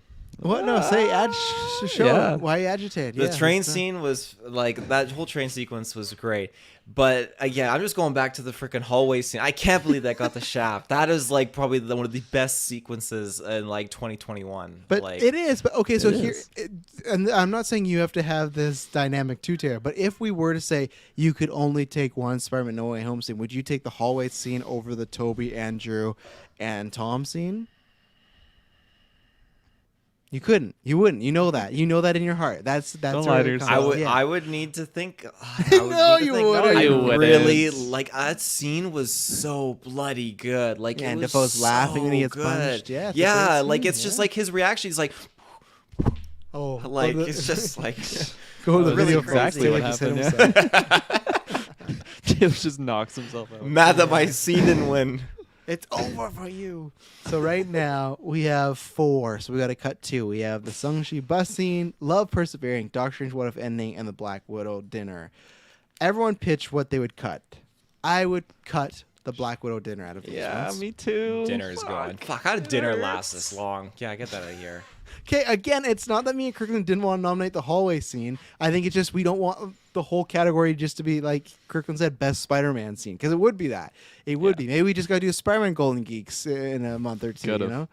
So now, so there's 3 of us, so we put our vote behind it because, you know, if there's a number, Shang-Chi bus scene, Love persevering, Doctor Strange what if ending. Taylor, where do you go first? I'm putting all my dollars and pennies on It's got to be Doctor Strange scene from What If. That was just Panther. incredible. This is where I put all my chips. Honestly, I'm gonna put it all on Shang-Chi here. What? Yeah. No, That get outta is here. no 100%. I think one of the best fight sequences in the entire MCU, and it was just so high caliber. It was awesome. You know, it's not like touching and heartwarming and emotional, and it doesn't have to be the best. Over the scene. hallway again. No. Oh yeah, 100%. No. She over the Oh, hall. no, Oh yeah. I wouldn't No, give yeah. that. Oh yeah. No. Absolutely. That's where we Hallway differ. scene's better than the bus scene. I Would have made it do this that. far if it was. Get out of here. That's people again know on a curve that I'm just including one scene there. So I will to lock it up. I'm gonna throw my weight behind Doctor Strange What If ending. That impacted me so much. So that is a lock. So now and here's where before Taylor goes, this is where it's gonna get interesting. Because out of the two between Shang-Chi and Love Persevering, I throw my weight behind Love Persevering. Yeah. I back it. Dylan, look in the Discord. I sent a message what we're planning on doing. I think it's just gonna be a longer cast. I said if we hit the hour and a half, but we only got Only a few more. 3 more categories, and the next 3 are pretty. They're not easy as ones. spicy, so No, yeah. no. So Kirkland has his weight behind the Shang-Chi bus scene. Yeah. I got mine behind Love Persevering. So Taylor Field, you have to be the deciding vote on this one. Does WandaVision or Shang-Chi get the final vote? The final, I don't know. Just fucking decide. I have nothing clever to say. I already said I back Love Persevering, so. Oh. Out of those two, I would back the Love Persevering as well. So since it's such a hard pick though. Like I'm literally 50% 0.5 I like can in feel the favor of the stress Shang-Chi emanating from over. you. It's tough. This is such a hard category, man. There's so many good scenes. Yeah. Oh, yeah. Well, there you go. We have locked it in. Best scenes of the MCU of 2021. Spider-Man, the Spider-Men together at the new Statue of Liberty. Love, Persevering, WandaVision, and the Doctor Strange What If ending. So that's some good ones right there. We were talking about them, and there's a lot of hallway business. Let's just get into it. Best villain, Taylor Field. Start off. You can have a little redemption. Here. I'm getting some redemption. I mean, Willem Dafoe is Goblin. I mean, I'm come ready on. to lock that right I'm now. locking it. Yeah, I don't even need contenders though. So Defoe is he's locked. Good He's to something go. of a villain himself. Yes. You know what I'm saying? I'm gonna shout out my boy who, he had a little bit of redemption arc, but man, he was fun and we had a great time. And I think he was a really good antagonist for the show. I'm gonna shout out John Walker. John Walker, Oh, U.S. fuck Agent, yeah. Captain Get him in America. Yeah, so he is locked in there. You'd love to hate him. You love to hate him, and we're gonna Yeah. love to hate him again. Absolutely. Taylor Field, who do you got going on? Or actually, no, sorry, it's Kirkland because you threw out Defoe, Kirkland. so it'd be Kirkland. Sorry. So we gave Wanda like the lead. She's technically the villain of the show, right? Or I guess actually no, it would be Agatha. Never It'd mind. be- I'll pitch yeah. Agatha just to get her in there. I'll back her for now. Yeah. It's a gray spot, right? It's a Yeah. gray spot, but yeah, Agatha's definitely a villain in there. So Ralph Boner is a villain. no, he's the biggest villain in the MCU. He wins the Decade Award. Maybe that's Kevin Feige. Taylor Ew. Fields, who do you have? I'm going to throw out Infinity Ultron from What If. Just Definitely that back moment when that. he Definitely like back that. he goes Oh. full villain mode and like the Watcher's watching and he's like notices Dude. the Watcher. Bone It's chilling. nuts, Yeah, yeah. that's That's true. ugh. That's a good one. Who are you? Okay, and then I'm gonna shout out Win Wu from Shang-Chi. I think he's a really, really good villain. I think, unfortunately, this movie came out in a year where we got a lot of other good villains. I think there's many years where we've had weaker villains that he could have easily won this category, and maybe will. Maybe the patrons are going to decide who wins and whatnot. But I think there's a lot more like flasher performances, but he has a really great subtle performance. I love the connection with his son. Tony Chow is just like very charismatic, but very like heartbroken as well. So I'm pitching Win Wu. Yeah, The Mandarin. absolutely. Let's get For him in that there. one fucking reviewer that gave us a -1 star. When you go look at the fucking Disney Plus documentary, they call him the real Mandarin, you bastard. So, Taylor Field, who else you got? I also have Doc No Ock. Amish. No Amish. I thought about him. I think I love him, but I think he's just a little too one note for me, and then he makes the switch. So I think the stuff I like is more when he's not the villain. It's interesting because I feel like I kind of forgot about him when we were doing Best Supporting, but I feel like I definitely see him more as a supporting than a villain because Yeah. even in the beginning, like they scrap, but it's yeah, majority of the film, I'd say he's more on the redemption side. But even then, I wouldn't have put him in supporting because he disappears for so much, and I always Very just strangely, yeah. it's one of my cons of the movie. So I would not back. He's going to slap some cheeks or something. It's just like, just who getting knows what that he was doing. MCU the goodness, I guess. So I would not back Doc Ock. Me neither. Okay. Anybody else? Oh yeah, that's a good one. Shout out S Bubs. King. Yeah, King. Or the I man wouldn't. who we don't name or whatever his name is. Yeah, the man. Yeah, whatever. Man at the end of it all. I wouldn't back it just because I know we'll kick it right away. But it's a great performance. The reason I have no problem back or kicking it is because I know he'll very much soon end up in this category. Oh, Again, if it was a weak year, I think he'd be in here because it's just one great scene. But it is just one great scene where these people have movies or shows, right? So. He Who Remains. That's what He his Remains. name There was. you Taskmaster. No, I'm kidding. The meme pick. Fucking get that out of here. I feel like I should be able to think of more villains, but it's Death Dealer. You get Death Dealer in there. No. Who the fuck is that? Razor Fist. Shang-Chi. Remember? Yeah. Icarus. No, The director of Death Dealer? Eternals. Death Dealer. Remember in Shang-Chi? The director of Avengers 1 and 2. Or Shang-Chi. Remember? He's the guy who trained him. He had the cool mask, and they just fucking kill him Oh off. yeah, He gets his one of the soul most sucked. disappointing. Got his soul sucked. Yeah, Oh, so fuck. anticlimactic. What about this on the Super TV? And that fights with Athena? Absolutely not as Bubs. Oh, Was that like fuck. Skarsgård or where the fuck his name was? They Yeah, got it a is big Bill time actor for Skarsgård. him. Yeah, what a Bill fucking Skarsgård. waste. What a waste. God damn. I'm happy you got a paycheck, but fuck. I guess you could pitch Killmonger in What If you really want to get him in there.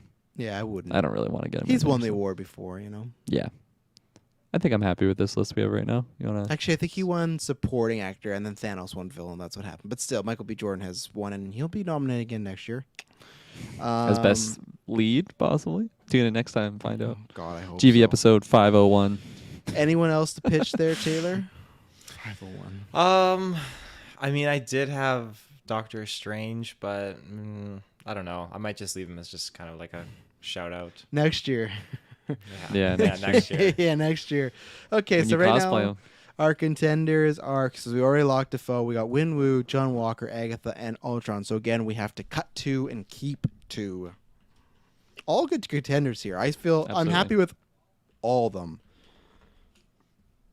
About John Walker. I'm the most happiest with him. But Stay out of my way. looking strong, John. So I don't know. I can convince me, both of you guys, of who you're weak on and who you're strong on, because all of them are pretty equal. Like John Walker, I give a little bit of edge to, but again, I wouldn't, like, if he were to get cut, you know, I wouldn't hate it. Can you 'cause list the there's names off again? Sorry. Winwoo from Shang-Chi, John Walker, Agatha, and Infinity Ultron. Honestly, Infinity Ultron's probably my strongest out of all of them. I think that was like a big surprise going into What If, and he just felt so scary. It really opened my eyes of what Ultron could have been, you know, if they didn't stop him. Yes. So, yeah, Or just what he I'm could gonna have been pitch in that. the second movie with some better writing. Fuck. Yeah, Taylor, I imagine that's your strongest, right? Is Ultron? I'd put it in there. He Okay. was just incredible. Yeah, I can't really he just fight fucked him. up Thanos. Like you just said, Thanos was our best villain, whatever year it was, and then this guy just decimated him. God damn it. Yeah, I forgot about that. He got Tony Stark. So, Taylor, who are you next feeling strong enough between Winwoo, John Walker, and Agatha for our final spot in the best villain? Honestly, I'm feeling the most good on John Walker. Kirkland Batzer.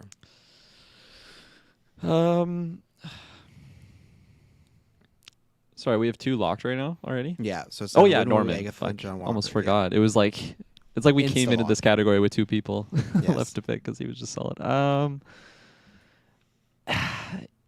Yeah, it's pretty close with Winwoo and John Walker, but I think I'm gonna lean on John Walker just because, like, from episode 1, I was just like angry. Wenwu, it was, yeah, he was pretty imposing, but John Walker just made me angry. I'm like, what the fuck is this? Just taking Sam's, come on, no. And then especially just being someone that like saw our Cap give that shield to the new Cap, and then there's just this fucking white dude comes in just makeshift Cap. Yeah, I'm gonna super soldiers. yeah, definitely him. Don't forget he fucking decapitates that guy in front of all the news. Oh too. yeah, he's a bad guy. That's why. Yeah, we're gonna make it 3 for 3 because the new Captain America is the second Captain America or third Captain America is getting it on the list. I'm excited for that to go public because I feel like people are gonna be really caught off guard with no win woo. But the card goes where the card goes, you know. That's right. Best new costume. I'll do this one because I had 3 exactly, so I'm not sure what you guys have. I'm gonna lead off with the pack as always. The Queen of the MCU, Elizabeth Olsen ones, because like we got the Halloween. Well, we should really not only the Halloween one, but really the last one. That to me was iconic. I loved it. Was a look of taking from the comics, but also taking from what Magneto, like Fassbender's Magneto, had later on in the movies. Which again, it was not the same continuity, but it had that vibe. Loved the head crown. Everything about it just felt like boom, she's here. And again, it really felt like okay, we're going from Wanda Maximoff to this is Scarlet Witch, and she's gonna be a force to reckon with. And it seems that's the way. So that's my first nom. 100%. Feel like we could pretty much lock the Halloween one. Yes, because that's the third pick. But no, I love that suit. They did such a good job at making bringing back the crown from the classic suit, but just making it more modern and making it fit. It doesn't seem like it just stands out. It really really fits. So yeah. Taylor Field, would you back that? I'd back it for sure. And what are you putting up next? I'm just gonna put it in there. Classic Loki. I love the costume. I just think it's just a nice I didn't think twist. about that. And it's not again it's definitely old school like the Halloween WandaVision costumes, but in the sense like it's not Halloween. He's a genuine Loki variant rocking this armor, this suit, and it's so styling. It's so cool. I'll back it. I'll absolutely back it. Yeah. Kirkland, what's your pick? Gotta be new Captain America. So Falcon's awesome white suit that looked beautiful. Backed. It's a vibranium suit, isn't it too? Yeah, it has vibranium. Nice. Oh fuck! I didn't even think about one S Bubs put in. Not the one S Bubs put in, but a different one. I was thinking about that, but I wasn't sure if I should. The Electro redesign. Is that what we're talking about? I liked it, but I don't think I would back it in this category. I think there's some better ones, but Stream Supreme, his whole purple Doctor get up, Strange. Let's get in there. Absolutely, Strange, get him in there. Let's see, Taylor Field. I'm gonna nominate Hawkeye's final costume. I really like the whole remodeling of it, his branding. I like it enough, but I wouldn't back because I know we'd kick it right away. Yeah, I'll not back it. There you go, Kirkland Patzer. Okay, let's think here. Let's think hard. What about Spidey's black suit that he was using, the Doctor Strange one? I would say I really didn't like it when I first saw it, but it grew on me. So I would say no, but the reason I'm countering because this is a controversial pick. This one I have because we only see it for 30 seconds and we don't fully see it. But everyone talks about, man, how great does that new? How great does that new Tom Holland suit look at the end when he's swinging through? So it's tough because it's only 30 seconds, but it looks like a glorious 30 seconds. So I'm not sure. It's so little, but do we back that? Do we not? I don't know. That's an asterisk pick. I don't know if I can back it because it's just nighttime. I'm assuming on all CGI suit, but fuck the shiny blue elements of it. It looks good. Looks good. Taylor, I'm backing it. That's easily. That's why I wouldn't pick any other suits. That's the go-to for sure. Yeah. Okay, back that. Good. All right, that's all my list. Okay, Taylor, anything else? Those Eternal suits. I honestly was gonna show Death Dealer's suit because I really like his costume. He just looks super badass. Remind me who that is. He's the guy that gets his soul sucked. We just talked about it. Put the soul sucking thing aside, but just the whole costume was just fantastic. I would back it for at least to get a contender. Okay. It's definitely going really quick, but it's in there as a contender, so it made it that far. What else? Kirkland, you got anything? I really like Shang-Chi's suit, but I feel like that would be one that we just kind of push to the side. Just the red elements looks really cool. I like how they work in. It's actual armor too. It's not just a cloth suit or something. But I think we'll kind of push that away if it does get in there, unless you guys are feeling it. No, I think I would kick it Yeah. pretty soon there. Yeah. So it looks cool, but it's not like, man, I want to be wearing that suit. You know, it's not like Falcon suit. Where Yeah. it's like, fuck. Even though it's a big red flag, like American flag, it's like, yeah. The rest of it's still pretty cool. The color dynamics. So I think in that same vein too, I would like mention the Black Widows, like because I really do like the white ScarJo outfit, but I think it just falls to the wayside with some of these other ones that we're talking about. yeah. All Anything of else? Yelena's Hawkeye outfits, just like Florence Pugh's Hairstyle. clothes that she wore on Yeah. set, probably. Yeah. Teofield, you got anything else? Ooh. Yes, Bub says all of Yelena's Hawkeye's outfits. Sylvie Absolutely. suit, Taylor, with the broken horn. It's not I about you. I do like Sylvie's suit. I would Waiting for the honestly. butt. You know what? I'm gonna shout out Loki's TVA suit. I love that. Just like his trench coat. His like trench coat with his thin like tie looking And the thing, popped up variant collar. on the back. Yeah. Looks pretty sexy in it. I wouldn't. It's cool, but I wouldn't put it in there. Yeah, I agree. I feel like if Okay. Travis was more positive on it, I would have been like, fuck yeah, let's get it in there, boys. I see a trend. You didn't win me over. Sorry. All right, this is gonna be super tough looking at this. So we got Wanda, classic Loki, Falcon as Captain America, Strange Supreme, Spider-Man's new one, and Death Dealer. Let's just take out Death Dealer because Kirkland is not. He's not. Not convinced on him. Yeah. He's not convinced on them, but I'm happy we got contenders. So we gotta eliminate 2 out of these. How do you guys feel about locking in Wanda? I think so. I thought it was already locked in. Okay, well, there you go. It's locked in. So now we I gotta. feel like every time we get into these categories, there's just one insta lock, pretty Yes. much. So, I really like classic Loki, but just because it's only in the one episode and it's kind of still in the joking manner, that's where I do lean a bit more towards kicking it, unfortunately. So that's where I am. Oh, it's just such a beaut though. Like everyone else wearing like a post-apocalyptic like costumes and just their garb, and there's bright yellow green Loki variants strolling in, like the oldest Loki of the bunch too. Oh, just such a cool costume. What do you think, Kirkland? I don't want to lock it, so take that how you will. Maybe we But can you, just move you on don't to want the to next cut one. it either, do you? Yeah, no, I'll let it stick around for one more pick. All right, so let's return back to the controversial Spider-Man one. I think we should cut this one because it was just so briefly mentioned. Oh, okay, Mr. Travis Snell, Geek First Podcast, chance to show So- us true quality. But here's my pitch about not cutting it: is we won't be able to nominate this again. So it might look great in the next I Spider-Man. don't know that. But no, we won't be able to because even if it's an MCU movie, it's not a new debut. costume.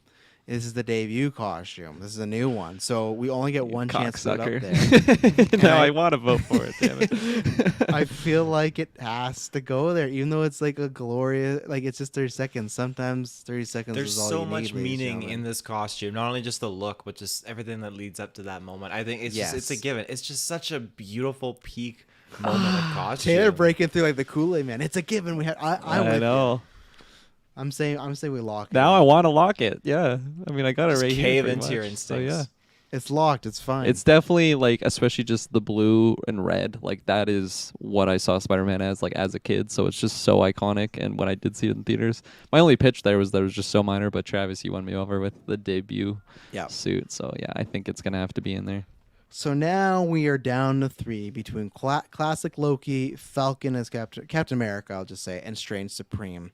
I will just say that I am in the Falcon camp. I fucking love that suit the second I saw it from the comic books, and they adapted it perfectly. I love the aesthetic. I love how it goes with the wings. I've always thought, man, I can't wait to see that live action if they can pull it off, and they did, and it just looks fucking so fresh, so sleek. So my vote is Falcon all the way. I can't be convinced any otherwise, but so that's where I leave it up to you two.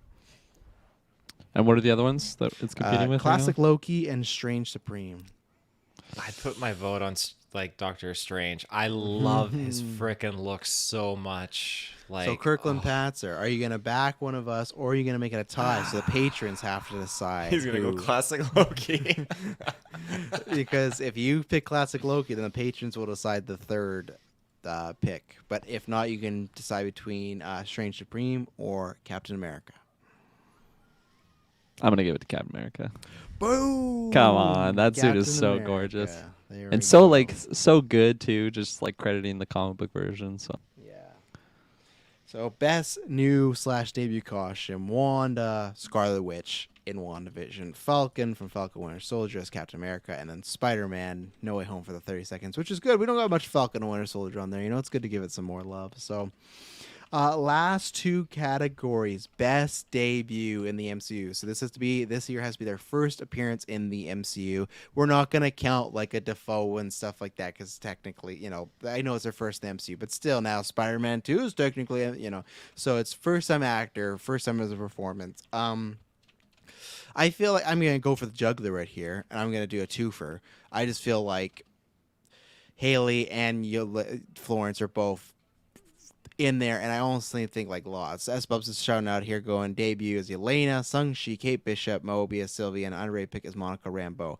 Yeah, I really like Monica Rambeau. I wouldn't put her in the top 3, but for me, like I said, I'm just throwing out Elena and Kate Bishop right now. I'm just back. let Taylor go. You know me, Travis. Those are my locks right there. Come on. I feel like we lock them in. All my picks were, Toby, Andrew, Doc Ock, etc. So obviously that's scrapped because Travis just said Well, that they're yeah. not technically debuting. I feel like it so- doesn't count, right? It's Yeah. not like their first time. So, and Monica, I would we- count her, I guess, because I know she was a kid in the last movie, but it's a little different. But I want wouldn't this put her cast in to go 5 hours. Yeah, we'll debate between Norman and Toby. Fuck. My trouble shooting here is kind of pick like a worthy third because we got Yelena and Kate. You know what? I'd probably go. Oh fuck no! Oh, there is that one. Oh, fuck no. Because you were I'd going to go Sung-Chi, Sylvie. but you saw Sylvie. So I know I saw here's- Sylvie.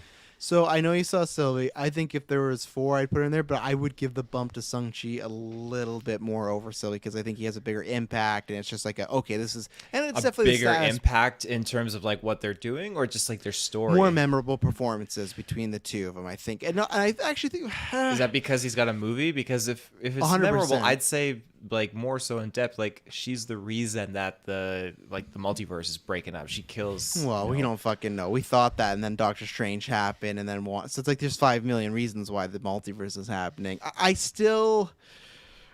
Oh, that is a tough one because like I think he has the bigger impact as far as just like his star power and charisma, but I think she's the better performer, so that's where I don't. What say you, Kirkland? Yeah, How do you Kirkham, feel? where are you on that? Because I feel like this is our third one of them. You know. All right, what are we talking about? What are we discussing here? What's going on? Sylvie or Yeah. Shang-Chi? Sylvie versus Sung-Chi for the third slot, unless you have a fourth contender. But I feel like this is who it's between these two. I really do. Yeah, personally, biased opinion, but that's why we're here. Sung-Chi, I just The like fucking that. bus scene. Isn't I know the bus scene exactly. If you would have voted for it, Taylor, I would have voted for Sylvie here. No, I like him more than I like Sylvie, so I'll just leave it at that. So our three, unless is there anyone that a strong fifth, fourth that you guys could come up to think of? Because I can't. Okay, so the best debut: Florence Pugh as Elena, Haley Steinfeld as Kate Bishop, and Simu Lee as Sung-Chi. Our last category, which to me, in my opinion, is going to be very similar to the best overall picture, but we have our most anticipated. So someone, maybe S-Bubs, you might have a list. I think I know them all. So for movies, we have Doctor Strange Multiverse of Madness, Thor, Love and Thunder, and Black Panther, Wakanda Forever. I think it's just those 3 for the MCU movies. And then for shows, we got Miss Marvel, She-Hulk, Moon Knight. And I'm going to count Secret Invasion because recently they just said it might be 2022. So I'll count that. So I think that's 6. I feel like that's 7. I feel like I'm missing maybe a movie. Maybe I'm not. But yeah, those are the ones. I feel like much like... Well, I'll just start it out. Just going to go. We just got the trailer. We had a great newscast about it. I think we're all hyped about it. I think people are just getting more and more anticipated. We have Oscar Isaac. We have multiple personalities. I feel like Moon Knight is on here, and I think it's a lock too, in my opinion.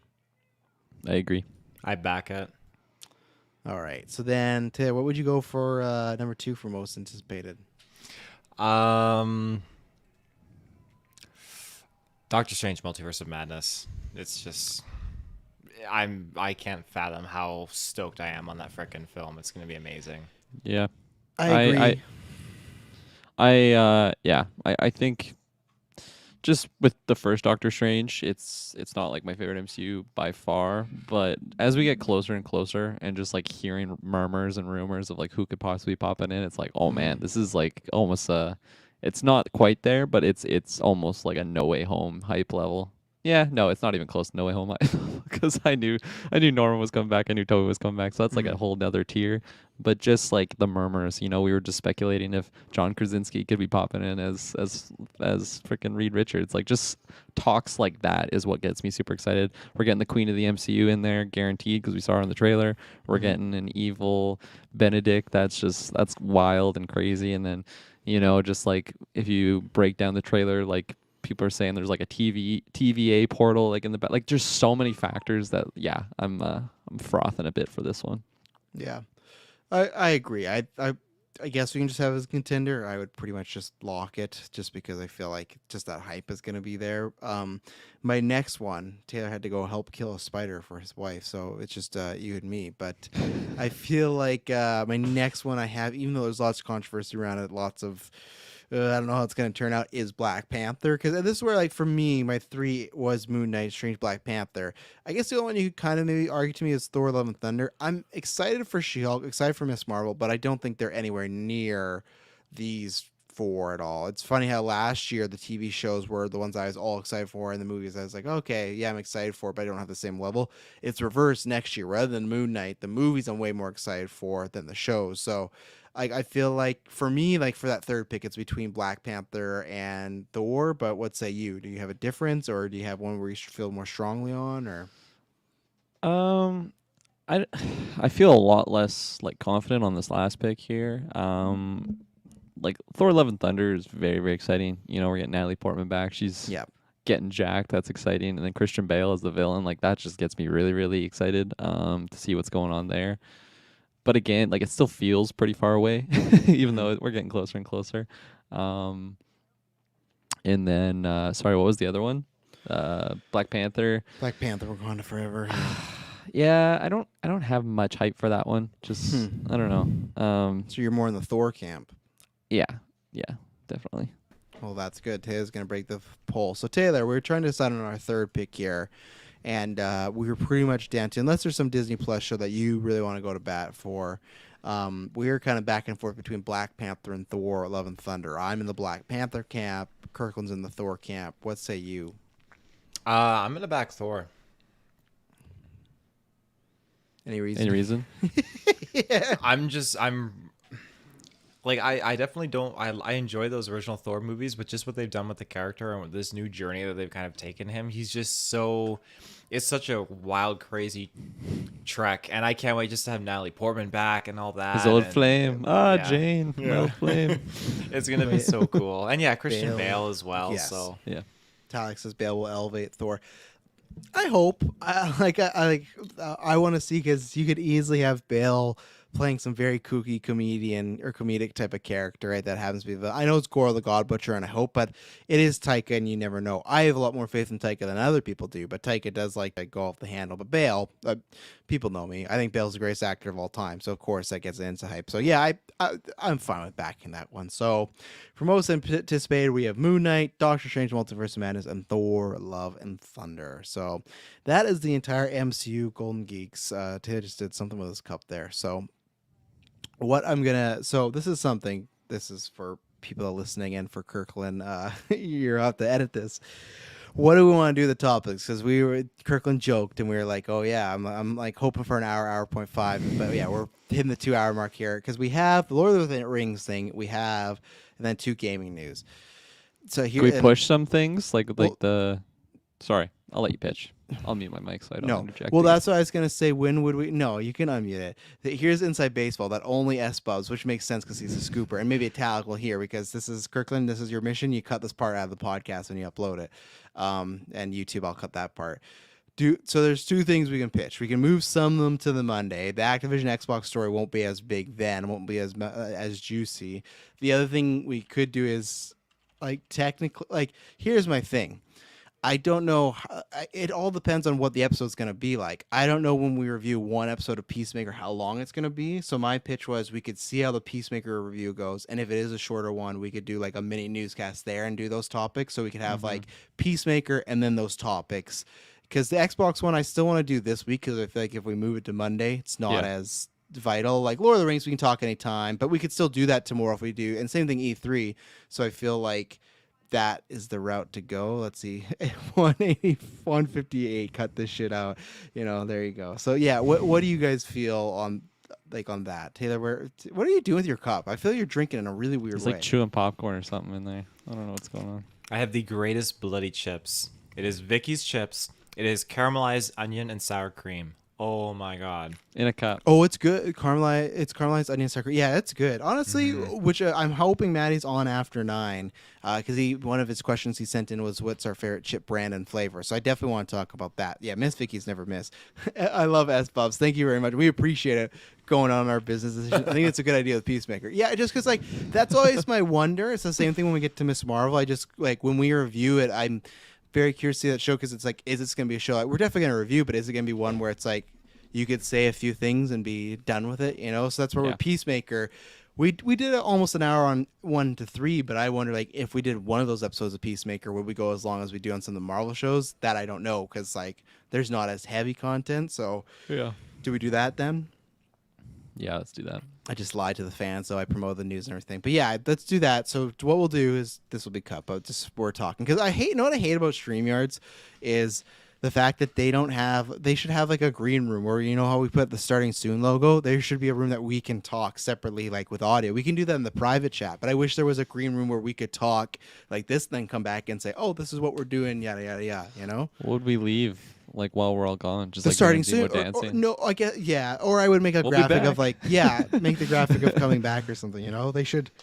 They should do that. So just fucking Gemma Chan boning Icarus. We're coming back. We're coming back. Kirkland, I want to ask you, when you shout out Icarus, what scene are you referring to? Are you referring to when Deviant grabs him out of nowhere? I told you this during COD. It's the sex scene. It's the sex scene. It was when a they're sex boning in Athens, Greece, or wherever the fuck they are. It was Very just random. a joke. She doesn't actually yell Icarus or anything. No. Tyler, Honestly, we said it so many times I thought it did because I've only seen that movie once. You reverse engineered it. What's that called? What's the term? The Berenstein they're talking about Peacemaker? Mandela effect. Mandela effect. That's what you did. So yeah, I love this. Even Talix here. Inside Baseball always good, and you can't A/B test lol. Geek First Podcast lies to fans. Fans scammed out of new content. You're getting new content. the red eyes. Travis just says the red eyes. Yeah. Is Travis Snail killing Geek First Podcast? Video footage of him saying the fans don't matter. No, let's do that because then also I'll message Dylan because that's the other thing too. If Dylan were to join, this is no offense to Dylan, he's gonna have lots to say. So I know we could be going a little longer too if we get him gaming content. So let's do that. We'll do Peacemaker tomorrow and we'll talk about any news subjects and maybe it'll be a good thing. Maybe it'll be some fucking massive news that'll drop tomorrow. We'll be like, okay, good. So Exactly. So that was the Golden Geeks. That's where your edit is, Taylor or Kirkland Patzer. Actually, put that note right there. So that was the Golden Geeks. If you were listening, we did promote some news. What we're going to do is because this episode went a little longer, we're going to be doing Peacemaker comes out tomorrow, the review, but then we're also going to do a mini news segment as well. Well, mini news cast, so it'll be a bit shorter. We're going to talk about the gaming Activision news. Just that we with the topics, there's some good ones, and I know with the Xbox Activision one, I feel like we can have some good conversation about that, and I don't want to rush it because it's late. I got to edit podcast stuff. Kirkland does as well. I really got to pee too. But yeah, I'd rather us have the conversation when it's when we're good. When we don't got to rush it. We want to make sure you guys get the best. We got for boba last night. We're already kind of that's the problem. Woozy. Fucking I want Boba to keep Fett. you guys thirsting for us. I need to back the tank to get rejuvenated. Yeah, so ladies and gentlemen, and this was, as I've said before, I'll post them when we're closer, but the patrons, anyone phase 2 and up, you will be voting. So us three, we will be voting. We'll have a say, but you patrons outnumber us. So you guys are really going to get to dictate who wins and who loses, which is a scary thing. We started that last year, but it's fun because I like to see who the winners are. So join our Patreon, get the phase 2 or higher, and that'll be there. So gentlemen, I thank you very much. This was a good little preview because in about 3 weeks, we'll be doing Golden Geeks again, where these movies are not off the chopping block. So if you think, oh, you won't nominate Defoe and villain of the other movies, Oh, you bet your bottom ass I'm gonna be nominating Defoe in that one. So, but that one's gonna be good because it's the Marvel movies, but it also got like Dune and Last Night in Soho and Bond and all these and Green Knight. Have you guys watched Green Knight yet? I still got to Yep. rewatch it. Yeah. What you thought, Taylor? Just your quick thoughts. Quick thoughts. 10-second review. It's A24, It's your probably favorite my studio. most. It's probably my. Well, actually, no. I'd put Hereditary first, and then this, and then Midsommar. I would say. Like there were many. I liked many aspects in the messaging in this, but there were some moments that were just kind of like, oh, that's interesting. I like the Fox. Fox was For the highlight, A24? Is that what you're like?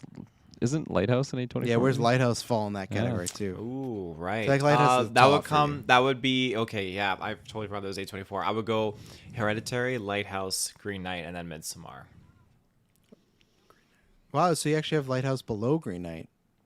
Yeah, I did enjoy Lighthouse a lot. I just It's not a rewatchable Enjoyed it. movie though. So that I don't means know you if enjoyed you've Green Knight revisited neither more is it. than Green Knight. Oh, I disagree. It's a beautiful movie, but that means you enjoyed Green Knight more than Lighthouse. Why? What did I say? You said Hereditary, Lighthouse, Green Knight, Midsommar. Yeah, Midsommar's the lowest. Yeah. Travis. So Midsommar is the lowest. yeah. yeah. Midsommar's not the first. Oh shit. Okay, there He you go. hates Florence Pugh. Don't you remember? Yeah, right. Well, this is going to be very interesting when we do Golden Geeks regular for next year. So, ladies and gentlemen, until then, we promise you it'll not be boring. Peace.